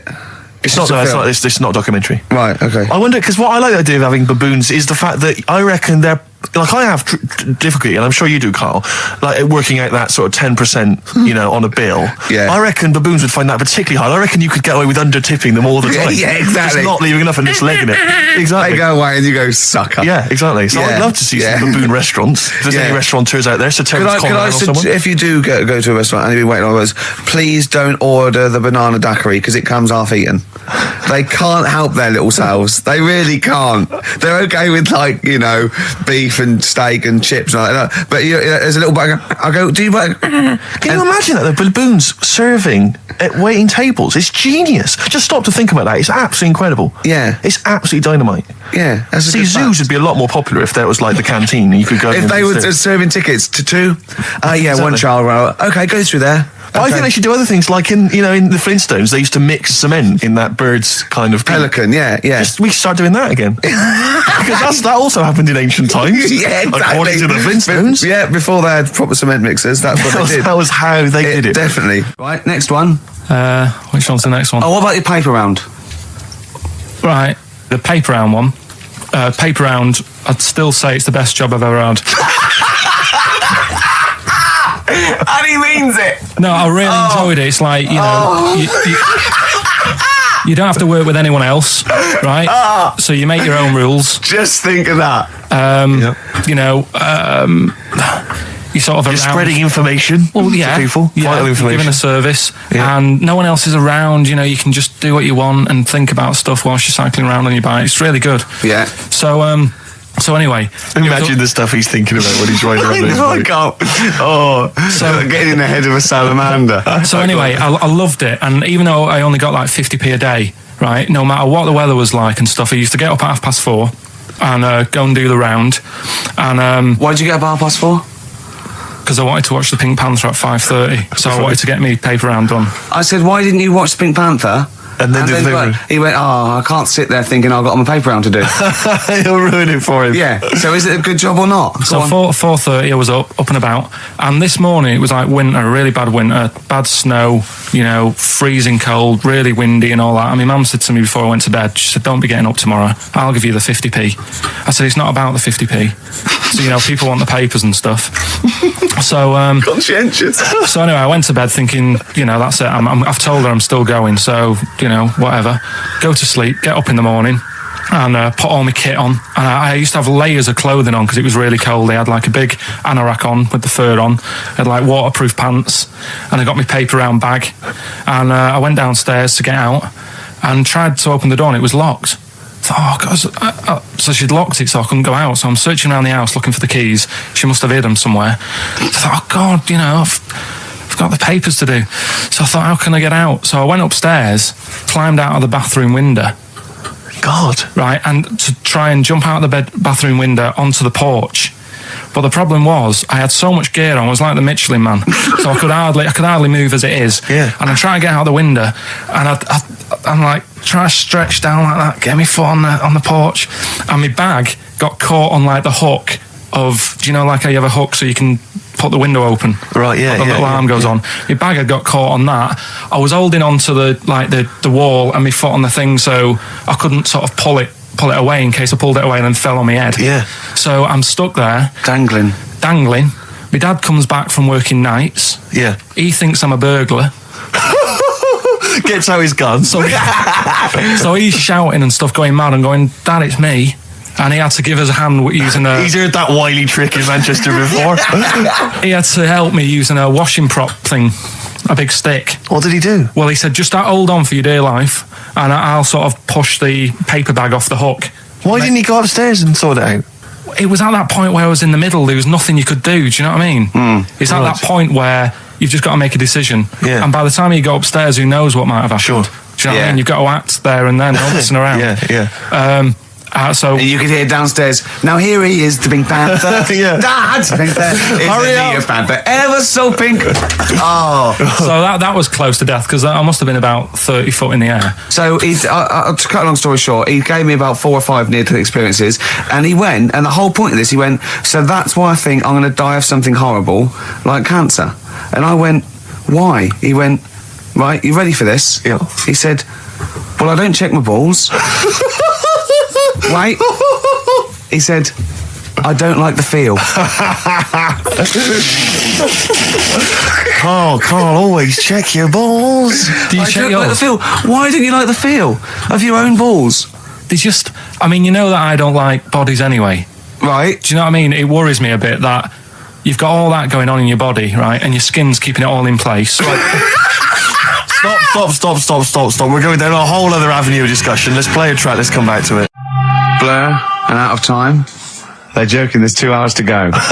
On XFM 104.9, I'm Ricky Gervais, with me Steve Merchant and Karl Pilkington. A new leaf, bit of a blow at the Sonys. Not like that. I mean, you know, we were taken aback. Speak for yourself. Yeah. We've got guests. Jonathan Ross won, and he has guests, so we're going to have guests in. One of which is sort of a tie-in. He's going to explain himself. It's Dr. Fox, Dr. Neil Fox, popped in for a chat. It's a pre-record. We've got that.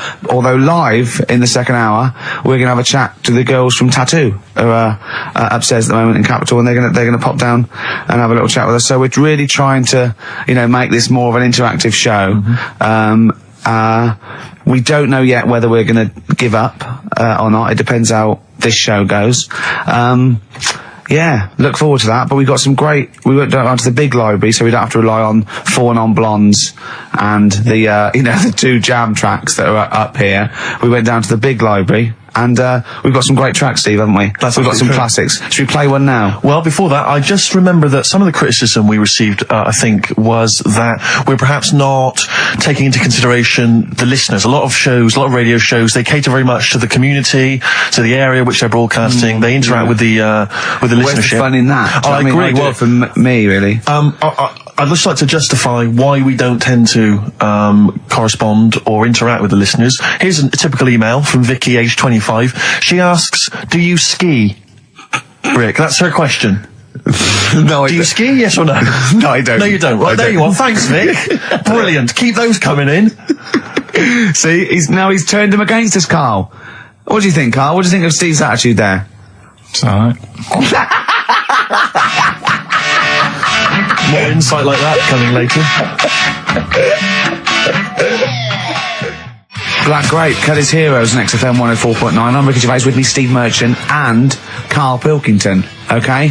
Proper radio. As you know, we're a bit gutted that we won nothing at the Sony Awards. We found out that on the panel was Dr. Fox, probably one of the greatest DJs in the world. One of the great living broadcasters. I certainly think that he's up there. Yeah. With Tarrant, John O'Coleman. And so... Chris Moles. Great Chris Moles. We asked him to... He's also on the Pop Idol panel, so he can make and break people. So we asked him, basically, to explain himself. Why did we win nothing? Why were we so bad? This is what he had to say. The award, guys, was called the Entertainment Award. All right, now, in itself, I think that should probably tell you something about what should be on the tape. There should be some entertainment. And it just wasn't very entertaining. Actually, I don't mean that sounds quite horrible sitting here in front of you now, but it just wasn't very entertaining. But fundamentally, what elements did you not find entertaining? The fact that it didn't seem entertaining me at all was part of it. I mean, it's a bit of like, how long's a piece of string, isn't it? What is entertaining? We have talked about string on the show before, though. Then there were loads of people I'd never heard of in my life, and some of those were perhaps a bit more entertaining than you. The people that got silver, I think they were called Joe and Twiggy. They worked for a station in the Midlands. I think Trent FM. They were actually pretty funny. Funnier than ours. Stuff. Yeah, yeah, they were actually. Yeah, they were funny, and they seem to sort of understand their local. They seem to understand their market a bit more. And then I got onto yours. I think, oh, great, Ricky Gervais. Yeah, he's really funny in that program, isn't he? I must watch that. I'm going to absolutely die laughing here. And oh God, it was painful. How would you have improved it, just listening? Bit of humour, be quite good. Bit of humour, essential. I would think for an entertainment show. A bit of prep, a bit so get in there and actually think about what it's going to do, perhaps. Right, okay. Well, thank you, Dr. Fox, for your honesty. We've got to the bottom. While you're here, can I just show you this? That lump. Do you still do prescriptions? Dr. Fox there. He was, He was honest. He was blunt. He was blunt. I'd like a second opinion. I'm only joking. He's not actually a doctor. In fact, he used to be called Dr. Fox, and now he just calls himself Neil Fox. I think he's been struck off. No, he's Neil Fox, MD. Right. He's just. I wondered if there was some malpractice that something happened. I mean, we Someone can't. was under, and he sort of, he went a little bit crazy. Let's leave it there. Because Froggy will not take that lightly. Who? Froggy. What do you mean, Froggy? He's Dr. Frog now. He's changed it. He loved Fox. Right. He hated Fox. But are we going to heed his criticism? Because it was about, there was no preparation, we weren't funny, fair enough. Yeah. There was just really no content. We didn't care about the show. The demographic we were meant to be aiming at. Just sounds like a lot of work, all that. Well, I think what we can do is we can take it all on board and immediately forget it and carry on, because it's easier. What about that? Brilliant. I'll tell you what we could do, though. Play some bloody great tunes. Thanks very much. Athlete, you got the style on XFM 104.9. I'm Ricky Gervais, with me Steve Merchant and Karl Pilkington, innit? Alright? Brilliant. Well, the funny thing was, the day of the Sonys, the radar figures came out. That's the body that tells exactly how many listeners you've got, etc. And XFM went down a little bit across the board, except one show, Steve, that went up 34%. Keep talking. Well, what show do you think that was? I'm trying to think. Would it be Zoe Bourne? No. Would it be Christian Connell Breakfast Show? No. It was this little mother of a show. Really? Up 34%? Yeah. Everything else went down. We went up 34%. Yeah. So maybe Dr. Fox should be listening to those figures. Indeed. Yeah, will we get a pay rise? Will we get a 34% pay rise, Carl? Ooh, up to 80 quid a month. No, because for the last, 2 years, there's been nothing there, and you've still been getting the same money, haven't you? That's the way it works. There's been what, there? You're not paid per listener, are you? It's just... You know what I mean? It seems like it. I think they've each given us 5 pence. Exactly. I went along to, I came in from the presenters meetings I've never been to before. A presenters meeting. I didn't know they existed. And I just came into annoy Carl. It was about 5 to 6. So I was going to get him as he knocked off. We're going to have a Sorry, and the presenters meeting is what? That's where they dish out which amusing news stories they're going to read out, is it? Yeah, or no, what order they're going to play, Athlete, Coldplay, right. the Vines. And I went upstairs, all the people there, and quite interesting, wasn't it, Carl? Yeah. You know why the figures went down a little bit? Come on. The war. Is that what they said? The war, yeah. At one point, I said to Carl, just how many listeners died in this war? Because I thought he was saying that they were at the front. Yeah. Or XFM listeners went, well, I'm going. Yeah. I'm going to Iraq. Well, the reason our listenership Tell Zoe to tape it for me. The reason our listenership went up is that just tells you who's listening to us. Cowards, yellow bellies, children, women, people with fallen arches, terrorists. Oh dear. Yeah, it was quite a good meeting. Now I told some. So what exactly? Is there anything I missed out on? Is it no. They just, it went down a little bit, except our show, which went up 34%. Up 34%, but no awards. Remember for that. And then you went out. You went out afterwards, didn't you? Yeah, we went to a bar, so a couple of drinks and that. Yeah. And then a few of them went onto Stringfellas. No, they didn't. Well, some of them did. Zoe did. Zoe and a few of the office people and that. I went home. Yeah. To what? To watch lap dancing? To beat what? Yeah, that's what goes on there, isn't it? I know, it's mad, isn't it? I've never been to Stringfellows. I don't know what happens. But no. Why would they? I don't know. I mean, I was talking to people about it the day after, and they said, "Oh, you missed out." And I said, "Well, did I?" I said, "Well, how does it work?" They said, "Well, you pay." Never quite understood lap dancing. Never quite understood it. It's basically someone dancing naked, rubbing their arse in your face. Yeah. That's basically the gist of it, is it? But you can't. The rules is you can't touch. Do they do a home service? I just think it's nearly. I've got to be careful what I say here, but it's sort of. I'm dissing Stringfellows or anything, but is that not sort of like one step down from prostitution? That's such an antiquated. What are you from the 19th century? No, but I mean, what? It's like Well, I don't quite understand it. Have you? I don't get it. Because the thing is, I said, how does it work? They said, you pay 20 quid, you get some clean money, sort of like little vouchers that you stick in the knickers or whatever. Oh, God. Clean money? Yeah. Disinfected money. Okay. Well, just like vouchers. Can you put loose change in there? Because I got a lot of that. But, I owe you. yeah, go on. 20 quid it is. Right. And I just don't get it, because I mean, I'm not tight with money or anything, but No. you pay your 20 quid, they dance in front of you, but you're not allowed to touch, which to me is like going to a restaurant, ordering a nice big warm dinner, how they put it in front of you, and it's like, well, you can't eat it, and you're saying, but well, it's going cold. I love the idea of some bloke sitting in Stringfellows, businessman, right? Pays £20. There's an arse waving in his face, and he's going, "Can I not just?" They go, "Don't." So he goes, "It's going cold. Look at it. It's going cold." Oh, that is brilliant. It's going cold. That is, I mean. See, Karl in the week was saying that he doesn't like sayings and phrases and metaphor and analogy, and I was going, you know, and he thinks it's sort of like, you know, one step away from poetry, but he comes out with the most evocative phrases. That is a straightforward analogy.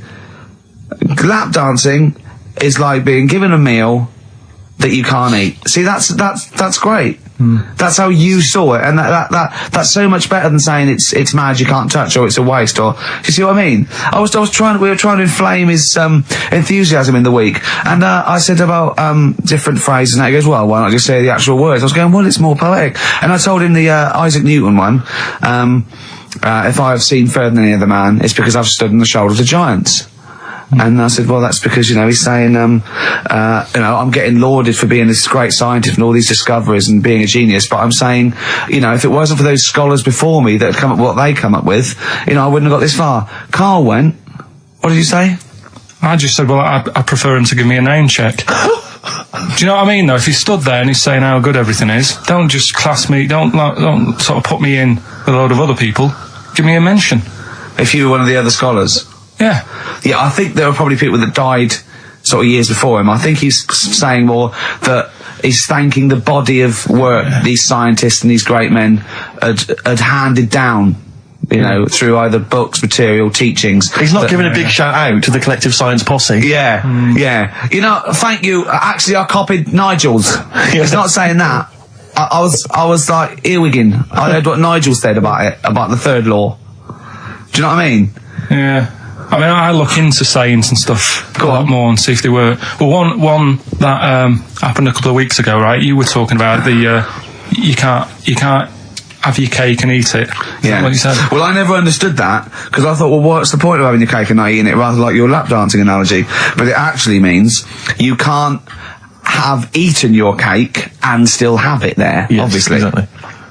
Well, the time that I saw that saying work, right? I was in Asda with Suzanne. Yeah. And you know those big binders you get with nice cakes in them? Yeah. For birthdays and that, you can get one with like David Beckham on the front of it. Yeah. You can have one with, you know, Thomas the Tank Engine, if you want. Ricky Gervais. Yeah, you can have one of them. And I saw one of those comedy ones where it is like a big pair of breasts. Yeah. And that is when, you know, you can have your cake and eat tit. Play records. No, but you see what I'm saying? Play record. I want to talk to you about it. About puns. Just XTC and senses working overtime. In the present climate, they should be happy with the work. On XFM 104.9, I'm Ricky Gervais, with me Steve Merchant and Karl Pilkington. Karl, you're poised there. I know what you're dying for. I know what you're dying to do now. You're dying to play some adverts, aren't you? Placebo. This picture with the androgynous vocal talents at the helm there of Brian Moloko on XFM 104.9. Informed broadcasting. Excellent. Did you see, I don't know if Karl saw it, I know you watched it, Rick, it was extraordinary. It was a Sky One TV show the other night. It was something like reality TV. Oh, I don't know what it was called. Yeah. Excellent. And it was about basically what the fortunes of various... I cannot get enough of it. The fortunes of various reality TV stars since they've come out of the show. Christine Hamilton coming out of the jungle, and obviously once again always a pleasure to find out what Fats Waller is up to. Rick Waller. I mean, he's in a band now. He's got his own band. He was playing in some club in Rochester. There was about It's 20 sort of gospel, people in the sort of audience. gospel rock, that sort of soul gospel rock thing, like something you see in the Commitments or something. And when it cut to the audience, it was like it was in Butlins. It was just a big dance floor, and it was just people that watching it differently. And he went, the people that were here loved it. I mean, it's a bit And sad. I have to say, I know. the size of the man, his leather jacket, I Carl, know. was extraordinary. I don't know how many animals had to die to make it. It was like, you know, it was It looked like, unbelievable. if he'd have fallen off, it'd have been like the Hindenburg. Yeah. Because It was like a Zeppelin. oh, It the was- humanity. It was extraordinary. I still think, when I see him wearing a coat like that, it looks like he is stood on the shoulders of 2 other people. And it's just a joke. Just a It's little just like a head. circus act or something. Yeah. Because his head doesn't make sense. It looks like it's one of those things that you steam yourself in. You know, you put your head out that. And is that a machine you're in? No, it's a Or one of coat. those old-fashioned iron lungs. Oh dear. There but were some he's- magic moments. But there was a great, because once again, I mean, I missed a lot of the first series of I'm a Celebrity, Get Me Out of Here, but it showed once again the moment with Darren Day. Darren Day, a lovely guy, but that moment where he went off and sat on a rock and came back, and he'd written a song. I know. Which he just, and I can't, it was sorts of things like, I'm in a hotel room in another town. I know. Don't. And it was like something you'd write when you were 14. It was unbelievable. They showed it again. It's just stunning. I love songs you write when you're 14. It's like your first sort of like song where you know 3 chords, and it's always stuff like, there's a man, he's a lonely man, take a look at him, he looks a bit like me. Yeah. It is me. It's that sort of thing, like when you want to play it to someone and you want them to go, my God, you're deep. Yeah. My God, you're brilliant, aren't you? And that's about you, is it? Oh, yeah, it is, yeah. I have to say, this is such a terrible confession. When I was doing a school play once, when I was about that age, 15, right, there was a girl who was in the cast with me, right, and she sort of, you know, she was giving me the eye. I was thinking, yeah, well, I kind of thought she was, right? And It was class. But there was another guy there as well. I was sort of competing for affections. Oh, no. And he was quite a witty guy. His name was Scott Hansen. He had Yeah. long blonde hair. Exactly, yeah. And I thought, well, the way to impress her, because I was 15 or whatever, I thought I was pretty smart. I sat in one of the adjoining dressing rooms, reading a copy of the philosophical book, Zen and the Art of Motorcycle Maintenance, which I didn't understand, but I sat there reading it in the hope that she would walk in and think, my God, you're reading Zen and the Art of Motorcycle Maintenance. You don't go with the crowd. You don't want to come next door when we're talking about nonsense and people are flirting. We're talking about the bangles and curly whirlies. You're in here saying, look, just if you want to come and talk to me, you're welcome, but I'm not. I'm a thinker. I bet you thought you were Kwai Chang Kane, didn't you? I thought it was like she'd think, Jesus Christ, I've never met anyone like him. That is genius. And I remember the one time she accidentally walked in, she went, oh, sorry, wrong room, and left again. And that was it. Sorry, at 15, so this is about the time you took to wearing a bow tie to I was impress slightly people. younger wearing a bow tie. I love that. No, I used to watch a lot of Harold Lloyd films. And he always seemed to do very well. I love it. I love the idea of at 15 you going, well, it's time I went to wooing. Right.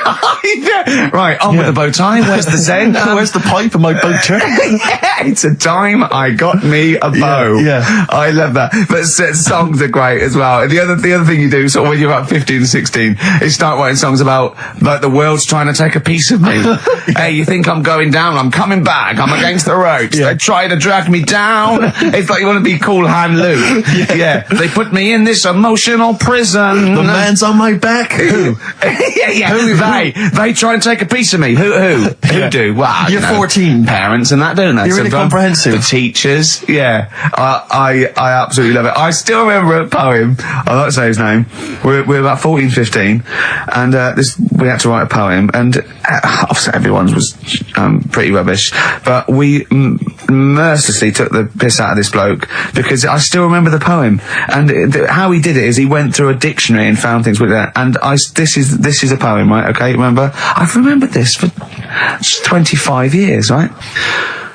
The reason why I had to die. Did I bleed the blood of greed? What was my destiny? And when we hear this, we were laughing. I mean, for a year, we would go, what was my destiny? It was just great. I hear it again? I enjoyed the reason why I had to die. Did I bleed the blood of greed? What was my destiny? That's almost as catchy as Monkey News. Oh, God!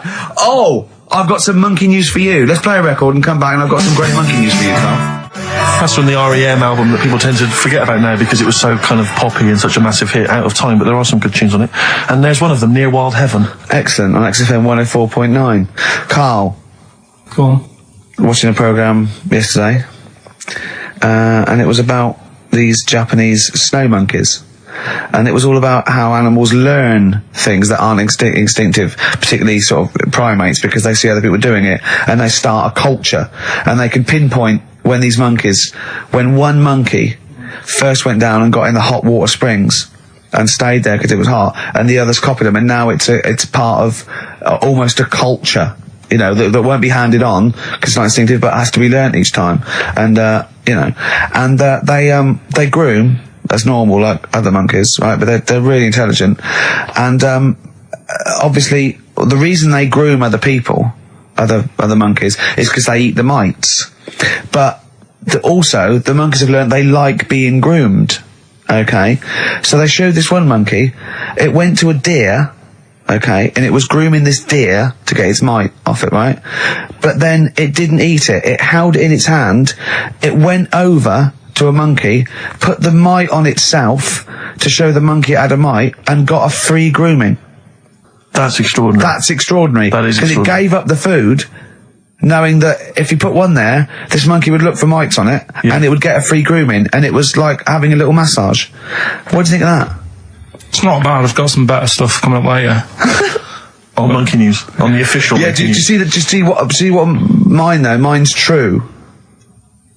I mean, that's an interesting and extraordinary. It actually happened. It's discovery. social behaviour amongst primates. Actually, so I saw it. It was, you know. Did it rob a bank, Rick, at any time? It didn't rob a bank, and it didn't open a hairdresser's. No. See, that's what you're letting it. That's what you're letting yourself It's not quite good enough, is it? My Monkey News.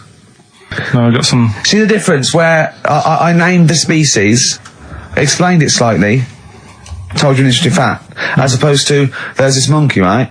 And look at him looking at you. Yeah, he's not interested, Rick. Can I tell you now? Can I try and describe for people the face that Carl has? I'll tell you what it's like. It's like if you draw some eyes, a nose, and a mouth on a balloon, and then inflate it to about half full. That's what Carl's face looks like. That's what his head looks like.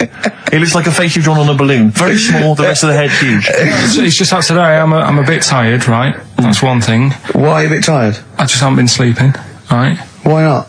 I don't know. I've got a lot going on in the head. Oh, this would be like The Simpsons. If we could actually look in there would be two monkeys grooming now. Plus, you've been talking about, like, stuff that I can't relate to and that, so I'm... What, writing poetry? Like what? Reading books? Yeah, doing poetry and stuff. I never did any of that. What did you do?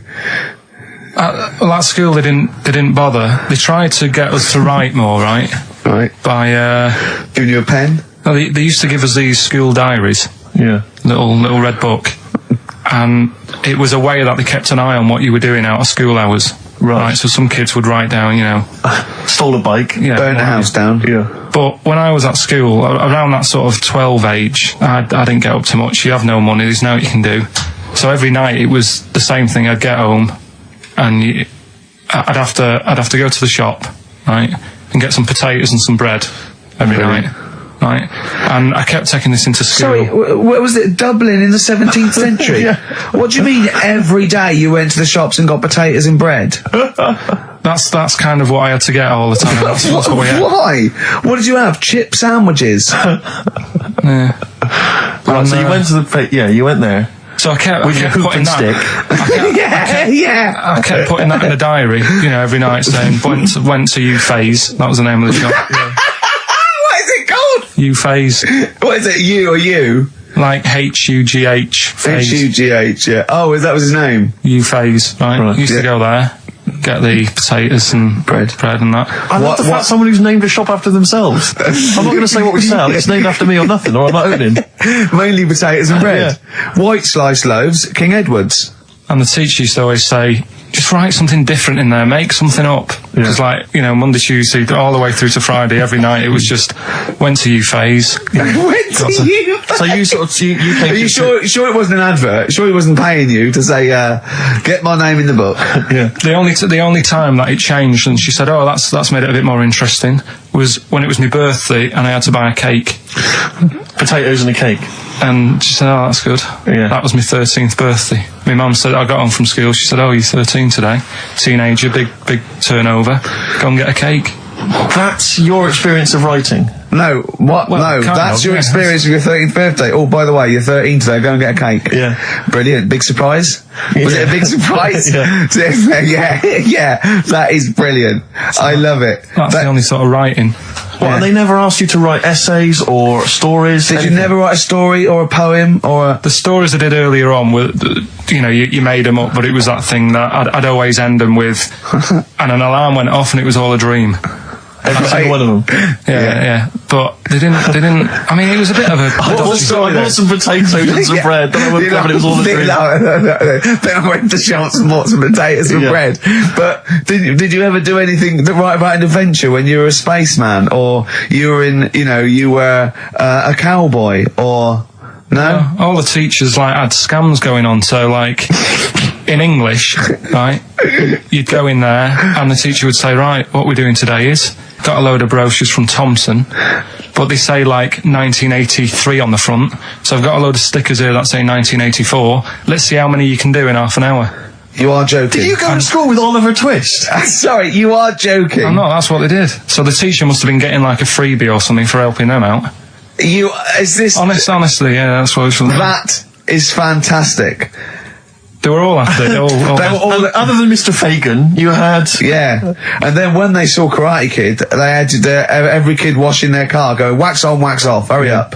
Yeah. I'm teaching you something. Wax on, wax off, paint the fence. So I'm just saying, that's why I'm a bit quiet, because you're talking about stuff I can't relate to. And why didn't you sleep last night? I haven't slept well since I was about 12. Do you sleep well, Steve? Oh, wait, you can't let that go. I haven't slept well since I was 12. What do you mean? Do you know, a proper... I used to love going to bed as a kid. Yeah. Whereas now it's am I going to sleep tonight? And I sort of wake up about 4 times. Whereas when you're a kid, I remember really loving going to bed. There was one time where I actually laughed myself to sleep because I couldn't believe me luck. What's wrong with him? What do you mean you laughed yourself? Have you ever had it when you're really tired and you get in bed and the pillows feel it's all cold, and it's I can't believe this. Yeah. And it happened twice. Once when I just went to bed and I was really looking forward to it, and also when I helped my dad out once, through the night. He worked at at this paper company, right? And I helped him out, and I got in at about 4 a.m. with him. Got in bed, and I just was I was laughing my head off. I had to put the pillow over my head because I couldn't believe me luck. I was oh, this is great. This. I'm going to sleep. I just have to say, life up north is so extraordinary. No, but you must be the easiest kid in the world to please. No wonder she knew she could just go get a cake. It's sort of what was he expecting me to say?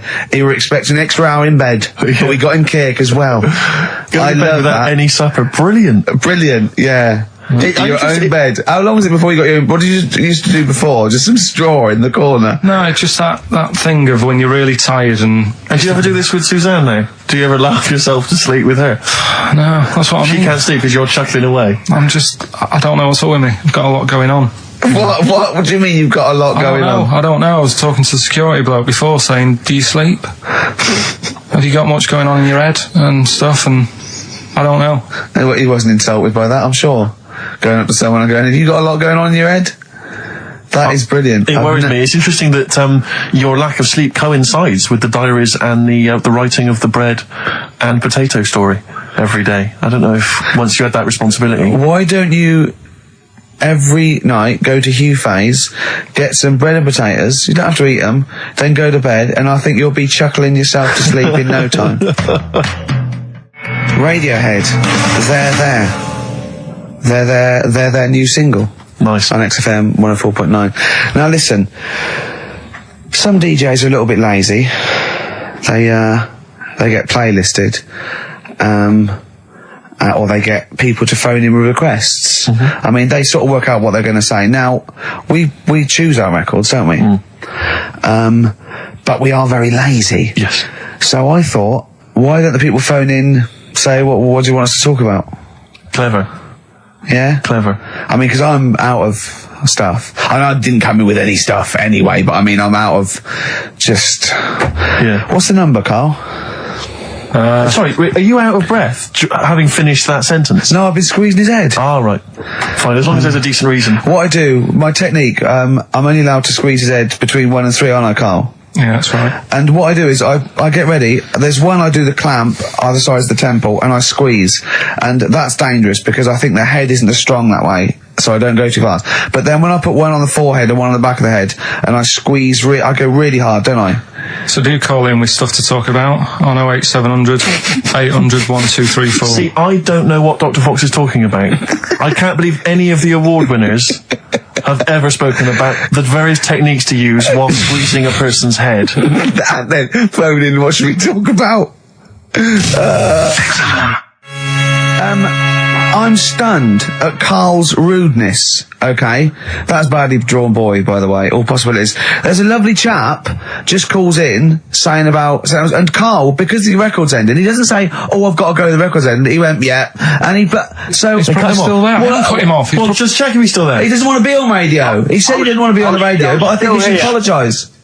I'm still here. Hello? Hello. All right. I'm still here. I did ask not to be put live on radio because I get very embarrassed. Don't worry. All we wanted to do was just wanted to apologise for Carl's curtness and his rudeness. Now, all I want to say is the station is good because you couldn't have a worse slot on a Saturday afternoon, right? Because the youngsters are in the boozers, the older fellas are doing the punting, the racing, the football and whatever. The thing is, the state you play, if you want to get number one... This is XFM, not Radio 2. If you want to be the top, all you got to do is start playing Natalia Umbraglia, this and that, and have your audience with one puke of hair between 4 legs, okay? Thank you. There you go. Now, that's why I don't want to go live on radio. But you are dead, when Christian got a little bit sick about being 13, then he got to go, whatever. You're the soundest station in the area. You cover... I don't like all the stuff you play, the station plays, but you're actually doing what's there. Thank you very much. You keep going, persevere, and you'll make it's well worth listening to anyway, okay? Thank you, cheers. Otherwise I wouldn't... Can you hear us? Thank you, bye. Dead sound, mate. Be careful, yeah? I mean, I can see why you cut him off. Stop it. Man alive. We've had so many calls. Carl was getting annoyed. There were so many calls. And we've had suggestions from Ned saying talk about Jimmy Savile. John in North London. I've just got John in North London. What does he want us to talk about? Oh, I've forgotten. Becca from Liverpool wants to talk about Tracy Emin and Damien Hirst. Art. Paul Andrews. Your mum called. Stop calling her. Tell her to listen to XFM. Yes, you, Paul Andrews, is about 38, at home with your wife and kids. Your mum just called in. I think someone wanted amazing monkey facts. I can't even do this right, can I? To be honest with you, last week we were slagging off Carl as being the weak link in this show. I think it's clear what the weak link is. Oh, God, who's the bloke who wants Hayley to go with him to X-Men? See, I shouldn't make notes. What's wrong with you? If you didn't spend so much time squeezing his head and eating pies, we might get something done. Right, okay, then what should we talk about then? Right, play a record and we'll discuss this. Tracy Emin, make your bed. Make your bed. Damien Hirst, stop cutting up sharks and things. Picasso, alright? Right, Rockbusters, what have you got for us, Carl? Right. There we go then. 3 clues, 3 cryptic clues, couple of initials. Email in ricky.gervais@xfm.co.uk. Win some stuff. Do you want to go through the stuff? Yeah, you get them. You're definitely improving yourself as weeks go on. We've got a 3 CD set of the best of Inspiral Carpets. How they've strung that over 3 CDs, I've no idea. Yeah, I know. Extraordinary. A number of other CDs, all of which are okay, plus a T-shirt and a copy of Marion Jeff Series 1 on DVD. Not bad at all in an XFM bag. Right, he's noticed X-Men 2 isn't there because it's not out yet, but it is at the cinema, so I think Hayley should go with, what's his name? Shut up. Okay. Right, go on, Carl. Right, the clues are, clue 1. Oh, they're having problems. This is right, brilliant. Blockbusters. This is what we've been in for. I tell you what, I think Foxy was really soft on us. I think he's... Oh, go on. This is what we're tuning for. Okay, so there's clue one again. So go on. This is brilliant. Come on.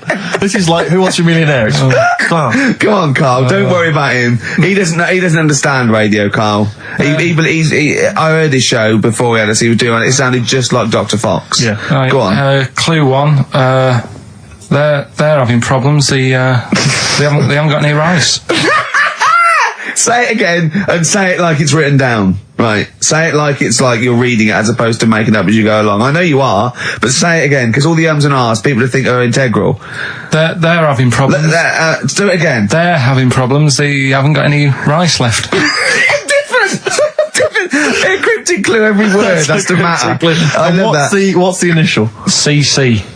CC, and the clue again. They're having a few problems in that. Because they haven't got any rice left. Different every time. God, that's number one.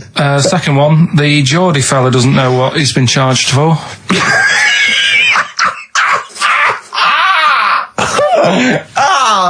Okay, and what's the initials there? DW. The Geordie fella doesn't know what he's being charged for. Right. And the final one, if he had 2 bricks and he had to throw them at 2 women, right? Stop! Right, you've got to go through this without going, right? Oh, no, just do it again. Just say it again. Think what you're going to say, then say it. I had 2 bricks. Oh, no, it was if I had before. Well, I've got to put... Stop it a minute. Stop, because I'm going to burst. Right, Carl, work out what you're going to say and say it. Right. Okay, just calm down. Can we just everyone calm down? Okay, right. I had 2 bricks to throw at 2 women, and I didn't hit either of them. Okay. The initials MM. Right, so quickly again. They haven't got any rice. I've got that, and it's brilliant. That is a brilliant one. Okay. Right. They've run out of rice, they've got problems on their hands. CC. Right. The second one, Geordie fella doesn't know what he's being charged for. Right. DW. And I had 2 bricks to throw at 2 women. Didn't hit any of them. Right. That's MM. Email in, ricky.gervais@xfm.co.uk. Brilliant, play a record. Win some stuff. It's email only, ricky.gervais@xfm.co.uk. Evan Dando and the Lemonheads, that's a track called Rudy with a Flashlight. Of course, Evan's got a new album out, but working for an alternative radio station, Rick, it would be ludicrous to think there was a copy of that lying around. Oh, do you know what I mean? But email only the Rockbusters, that's what this is all about. Rockbusters. Coming up soon, Monkey News. Indeed. Plus, of course, I have very special guests this afternoon, Tattoo. Oh, yeah. Be in a minute, won't I look forward to them. Adverts? Yeah. White Stripes, 7 Nation Army. On XFM 104.9. Carl, are you thinking of starting a family? Only if, like, an accident happens or something. Yeah. Were you there, Rick, when we were chatting about this the other day? Oh, yeah, no. What did you say, Carl? Well, we were talking about his career and that, because he's on MTV, and I was going, oh, you got to do this now. He's going, look, if it happens, it happens. I've said to Suzanne, if it happens, it happens. She goes, well, what are your plans? I was saying with Baby, she said, are we going to have kids tonight? I go, look, if it happens, it happens. I go, well, how will it happen? He goes, if a condom splits. Amazing. I love the idea that that's the way you plan for a child. Imagine telling them that. Where was I conceived? Can't remember. The condom split. Yeah. You're an accident. I love that. The romantic nature of that. Well, I was told I was an accident, but, you know, it doesn't matter, does it? Yeah, it doesn't matter. That makes a lot of sense. Yeah, but it doesn't matter. Do many people sit down and say, right, do you think we should? Yes. Well, they lay down. Yeah. I'm busy. You can't sit down, you haven't got time for that discussion. No, it doesn't mean the conception. I think it means bringing up a child till it's 18. But the thing is as well, it's one of them, innit? It's like, if you think about having one, you go, well, the sort of negatives, you know, outweigh the positives, Yeah. I think. Right? Go on. But if you have one, you go, oh, it's not that bad, is it? So what are the positives and what are the negatives?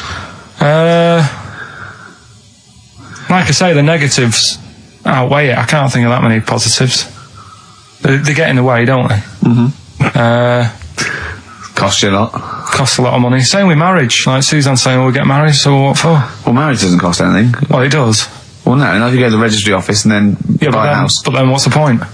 Well, tax breaks, you know, presents. I don't think you get them anymore. Do you? I looked into that. You old romantic. Would you rather have a ring or a 3% saving? Yeah. Oh, I love it. Well, I don't see the point anyway. I got down on one knee and presented her with some inland revenue forms. yeah. Just to show the benefits. That is great. I mean, if you are planning it, I think you got to involve me and Steve in the radio station, because you take quite a lot on, don't you? So if you've got a kid at home and you're not sleepy, you haven't slept since you were 12, you've got this, you've got MTV, you've got a kid, it might be one step too far, because I wouldn't want to push you over the edge.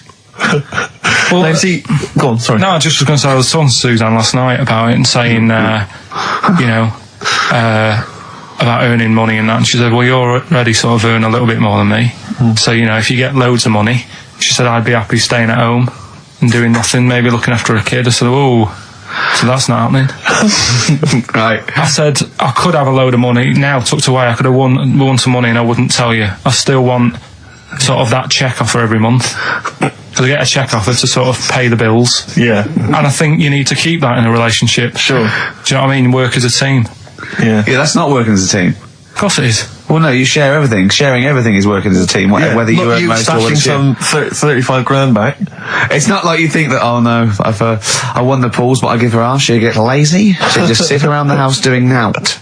So she's still got to go to work in a job she hates. Yeah. I'll tell you though, she thinks that it'd be the worst thing that could happen if we got a load of money.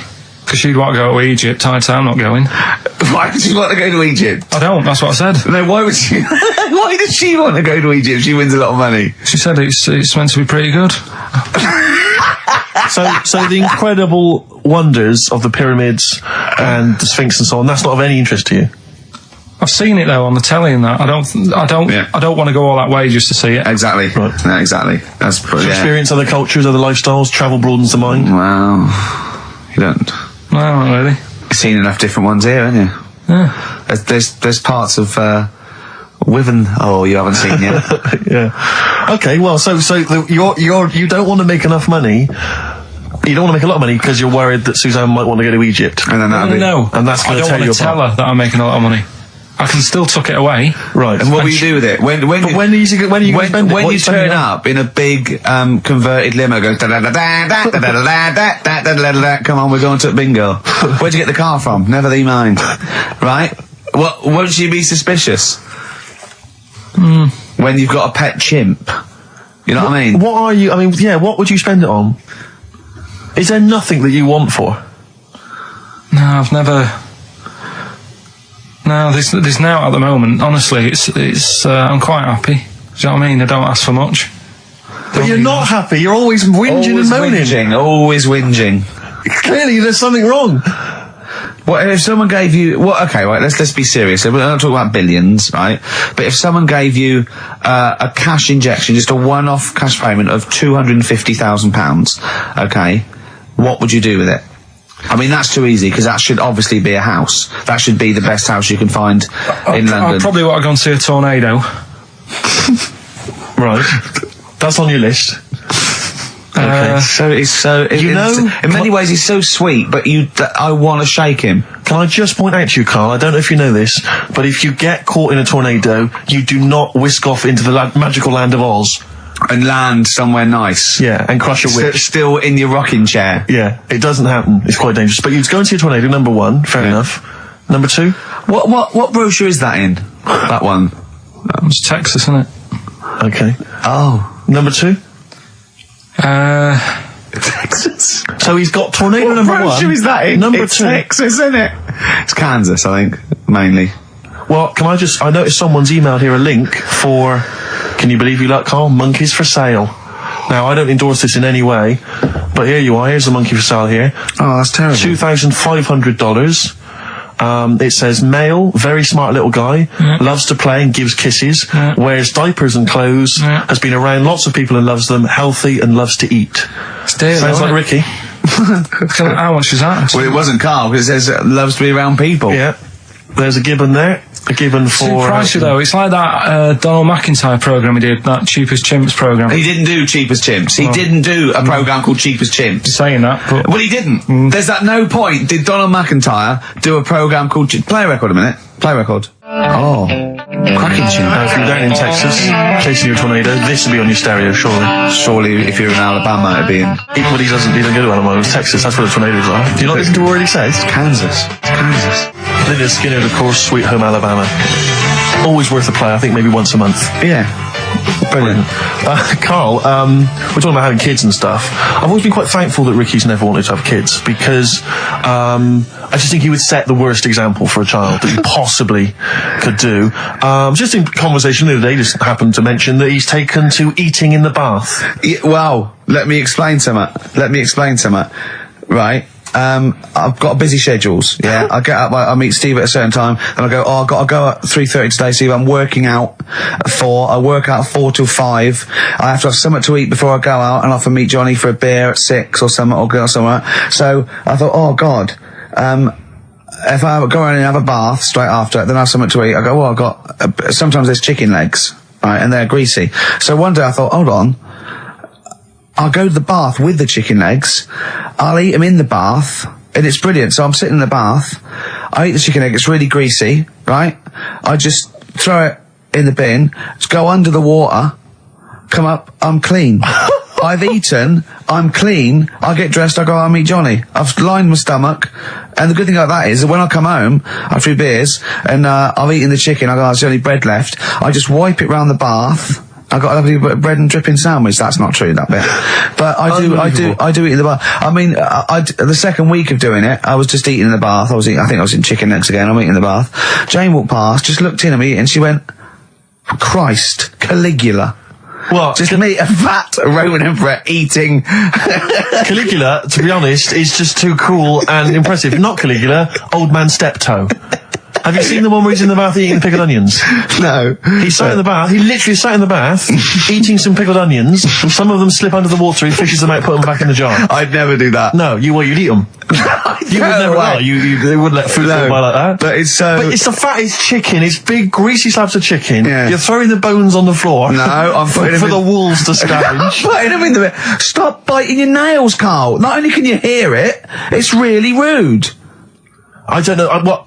Yeah, you're criticising him? Yeah. Criticising him for biting his nails? Yeah, you don't know where they've been. You eat chicken in the bath and then go under the water and come up clean whilst sat in some water swimming with grease and fat and chicken bones yeah, and breadcrumbs. Well, I like to bath. I like to bath like 2 or 3 times a day. But do you not see why that's not cool and impressive? It's not like we're all going to go, why haven't we all thought of that?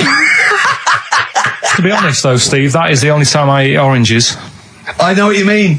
Yeah, that's, I've always thought that, an orange, I go, oh God, this is too annoying, and I don't bother eating oranges, unless they're tangerines, you can peel them in one and put them in one. I don't have big jaffas, it's not worth it. What is wrong with you?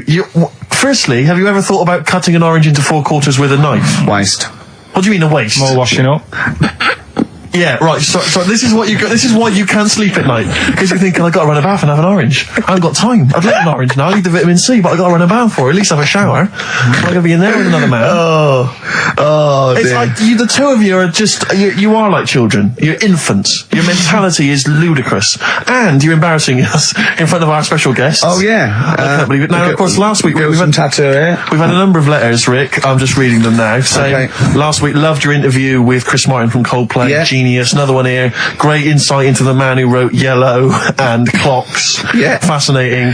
Steve Merchant's interview with Chris Martin was amazing. He showed his own TV show. Yeah. Just some of the letters we've received, Rick. Yeah. So this week, we're very lucky to have with us Russian pop act Tattoo. Round of applause for them. Lovely to have them here. Tattoo. Now then, of course, there's been much controversy that your kind of lesbian shtick is just something to try and whip up some press attention. We are proper lesbians. We love fanny more than cock. Okay, brilliant. And Tattoo, lovely to have you here. Thanks for coming. Yeah. Now then, you've got some live gigs, I understand, planned. Yeah. Duh. Okay. I can't help but notice that you sound, dare I say it, Tattoo, you don't sound so much Russian as German. No, we cannot do the accent properly. Okay, and Tattoo, it's a joy to have you. Thanks for coming down. And finally, your lesbians would, for instance, either myself or Karl be able to convert you from your lesbian ways? We like the muff so much that the knob is no good for us. All right, well, thanks very much, Tattoo. Yeah, thanks, Tattoo. Thanks very much. Cheers. Next week, share. Brilliant. So if you've got any guests, special guests you love us to interview, then let us know. Ricky.gervais@xfm.co.uk. And we'll try and get there. Oh dear, play a metal Karl. Rockbusters answers next. I was going to say, well, do you want to do that? No, let's do it next. After the record. Just going to say something. What were you going to say? About gays and that. What? In a bit. What were you going to say? Oh, we'll look forward to that. Martina Topley Bird. Need one on XFM 104.9. Right, there goes the girls from Tattoo. See you later. Well Thanks, done. girls. Cheers. Right, a couple of listeners Karl, what were you saying before we cut you off? Yeah, it's just like, you know, you had the girls in and that, and it reminded me, I was talking to Steve in a week. Yeah. I think it's, when people were talking about going to Stringfellas and that, I was talking about seeing naked people. Yes, I asked him, I said, when he used to watch, say, he accidentally flipped onto BBC Two and some ballet was on, would his eye ever been drawn to maybe the gentleman's lower regions rather than the ladies? The gentleman's package? Yeah, would your eyes ever be accidentally drawn to that and you couldn't resist it? And you said yes.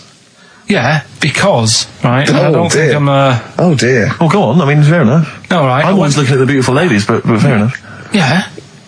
No, go on. But... Right, Have you ever looked at Wayne Sleep's testicles? I went out... Have you ever looked at Wayne Sleep's penis and testicles? I went out on a night out, right? And it was it got to some point in the night where two women and two fellas got on the stage. Right. Started stripping off. Yes. Yeah. Just what, members of the audience? No, I think they were, like, part of the act, right? Right.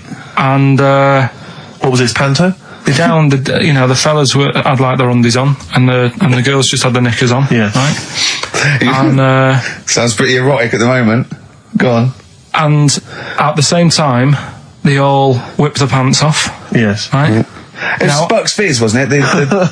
The adult show. Now I said to Steve at that point. Sorry, I wasn't there. He said it's to me later.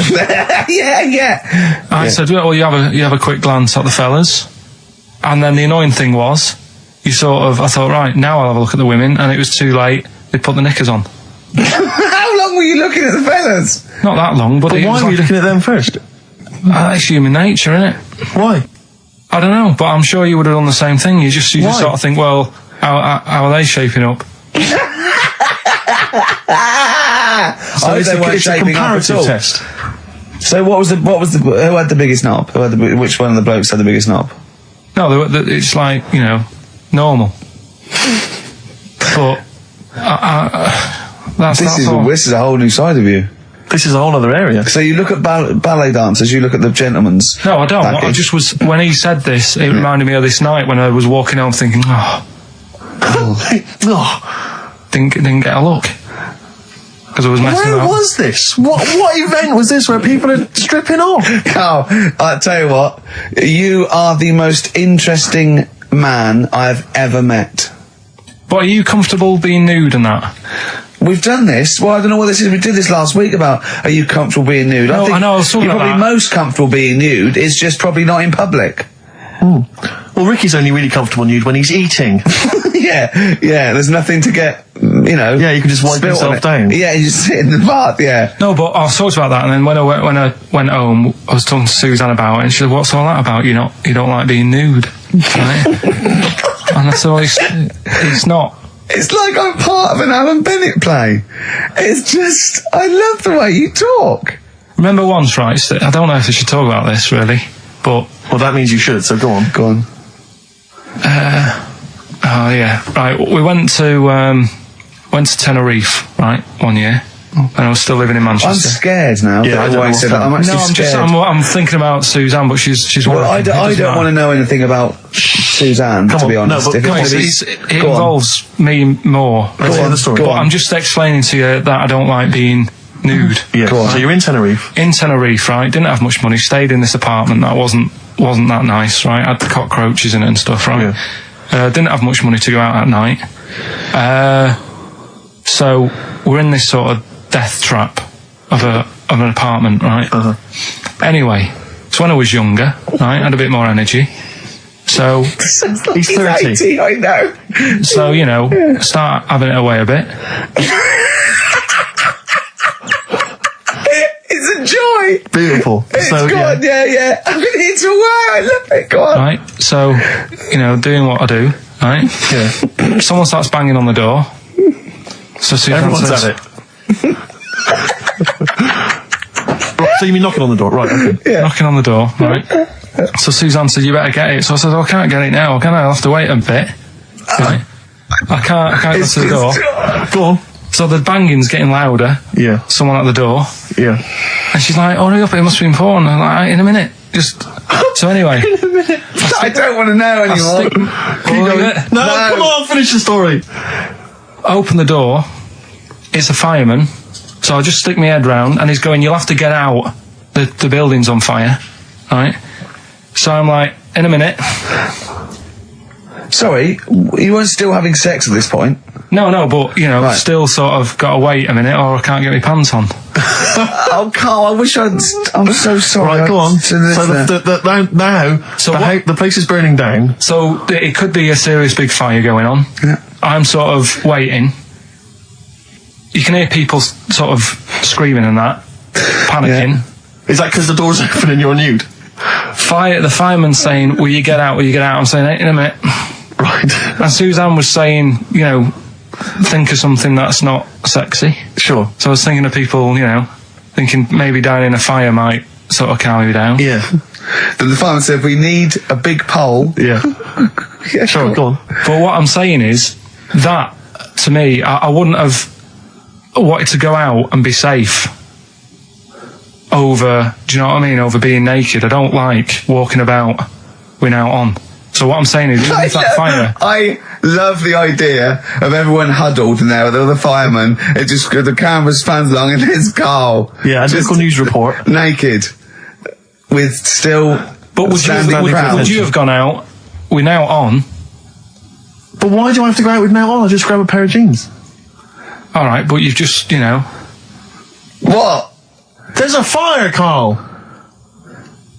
Yeah, but See, not everyone looks at men's packets. That's only you, remember. Most of the other firemen wouldn't be going, oh, look at him. But what I'm interested in is he's pleased to see us. Carl, how long did it take? And did the thought of dying in a fire help? After a bit, but the fireman sort of had a go at me. Sure. What do you mean? Well, he wasn't happy that I was dawdling. Well, to be fair... But what can you do? Answers on a postcard. To the usual address, XFM, care of Leicester Square. Well, let's just get these rocks. So let's play a record. Let's have Rockbusters and Monkey News. We don't have time for afterwards. monkey news. We'll squeeze them in. Wow. Life on Mars by David Bowie on XFM. Right, come on, we're running out of time. Blockbusters results in... Sorry. Oh, what a giveaway. Oh, no, embarrassing. I've given it away. Straight into monkey news. Go on then. So, Rockbusters, what were the clues? The clues were, the first one was, they're running out of rice, so they've got problems. That was CC. That was China crisis. Right? Okay, yeah, if they ran out of rice in China, it would be a crisis, fair enough. Second one, the Geordie fella doesn't know what he's being charged for. Right? That was Bill Wyman. Brilliant. Yeah. Brilliant. And the third one, I had 2 bricks to throw at 2 women, and I didn't hit either of them. That was Mr. I let him up. Those were alright, those. That's extraordinary. The winner, Gina. I think Gina Ferry. Well done, Gina. And the reason I gave it to Gina is because she's included, and this is a wonderful segue, some monkey fact information of her own. She says, apparently, that the group Chumbawamba got their name from one of those monkeys in a room with a typewriter experiments. Someone did it as a joke, and Chumbawamba was a word that was typed out, and that's where the group got their name. And apparently. their lyrics. Absolutely, yeah. Which is good. So let's have official monkey news. Play the jingle. Oh, chimpanzee that monkey news. Right, we've got to be quick. Go on, But, this is something that was sent in to me ages ago, and I don't know why I haven't done it yet, because it's brilliant. We were talking about monkeys typing, the Shakespeare theory and all that. Well, this is about little monkey called Marty, right? Basically, it's in some science lab, right? It's in there. It was wandering about out of its cage, right? The lab fella was busy on the phone or something, right? And typical. It's wandering about. It goes up to a PC that's in the corner, a little computer, types down, "My name is Marty," right? So the fella got off the phone, saw this on the screen with the monkey sat there, says to his mate, "Have you done this?" Right, hold on, Carl. Let him finish. Before you question, always let him finish. I don't know what to do. Time's against us, come on. He said, "Have you done this?" He says, "Done what?" He said, "This on the screen here saying, 'My name's Marty,' right?" He goes, "What are you talking about?" As he's having an argument with his mate saying, "You're lying, you did it," monkey's sat there typing, "This isn't a practical joke, my name is Marty." Right, and that's the end of the story? I'm not coming in next week. I think we need a week off. I actually think we need a week off. It's doing a web chat or something. You can go online and have a chat with it. The monkey's doing a web chat? I don't know. Has he got his own website yet? His favourite Buffy the Vampire Slayer? Have a look at that, have a look at that. Right. Do you believe that, Carl? It's all there. No, but do you believe it? Do you believe that monkey could type that and then say, "This is not a practical joke," when he's still arguing? Weird, isn't it? Oh. What do you reckon, Steve? Yeah, well, it's obviously a wind-up. It's a joke. It's not even... You haven't even got some of the facts wrong. It's just a wind-up. Have you noticed the date? Is it April the 1st? It is April the 1st. You are joking. That it was sent. You're an idiot, Carl. It was sent on April the 1st, Carl. So you're saying the monkey knows it's April the 1st, but you don't believe... doing a wind-up, yes. Yeah, I think the monkey has thought, I'll do it on April the 1st so that people think that it's a wind-up, but in actual fact, I am a monkey that can type and read. It's a shame you never went into investigative journalism. You could have brought down, the Watergate scandal. Poor Carl. Well, I was thinking of a song that sums us three up. Yeah? What are we? What do you think? How would you sum us up? Tricky. Well, young, gifted and black. True enough. Apart from a couple of them. Yeah, well, we're not gifted. No. And we're not very young. No, I'm certainly not. Should we take a week off? Yeah. Should we maybe just knock it on the head altogether? We'll take a week off and see what happens. Okay. See you next... No, let's not see you next week. See you in a couple of weeks. Yeah. Cheers then, Carl.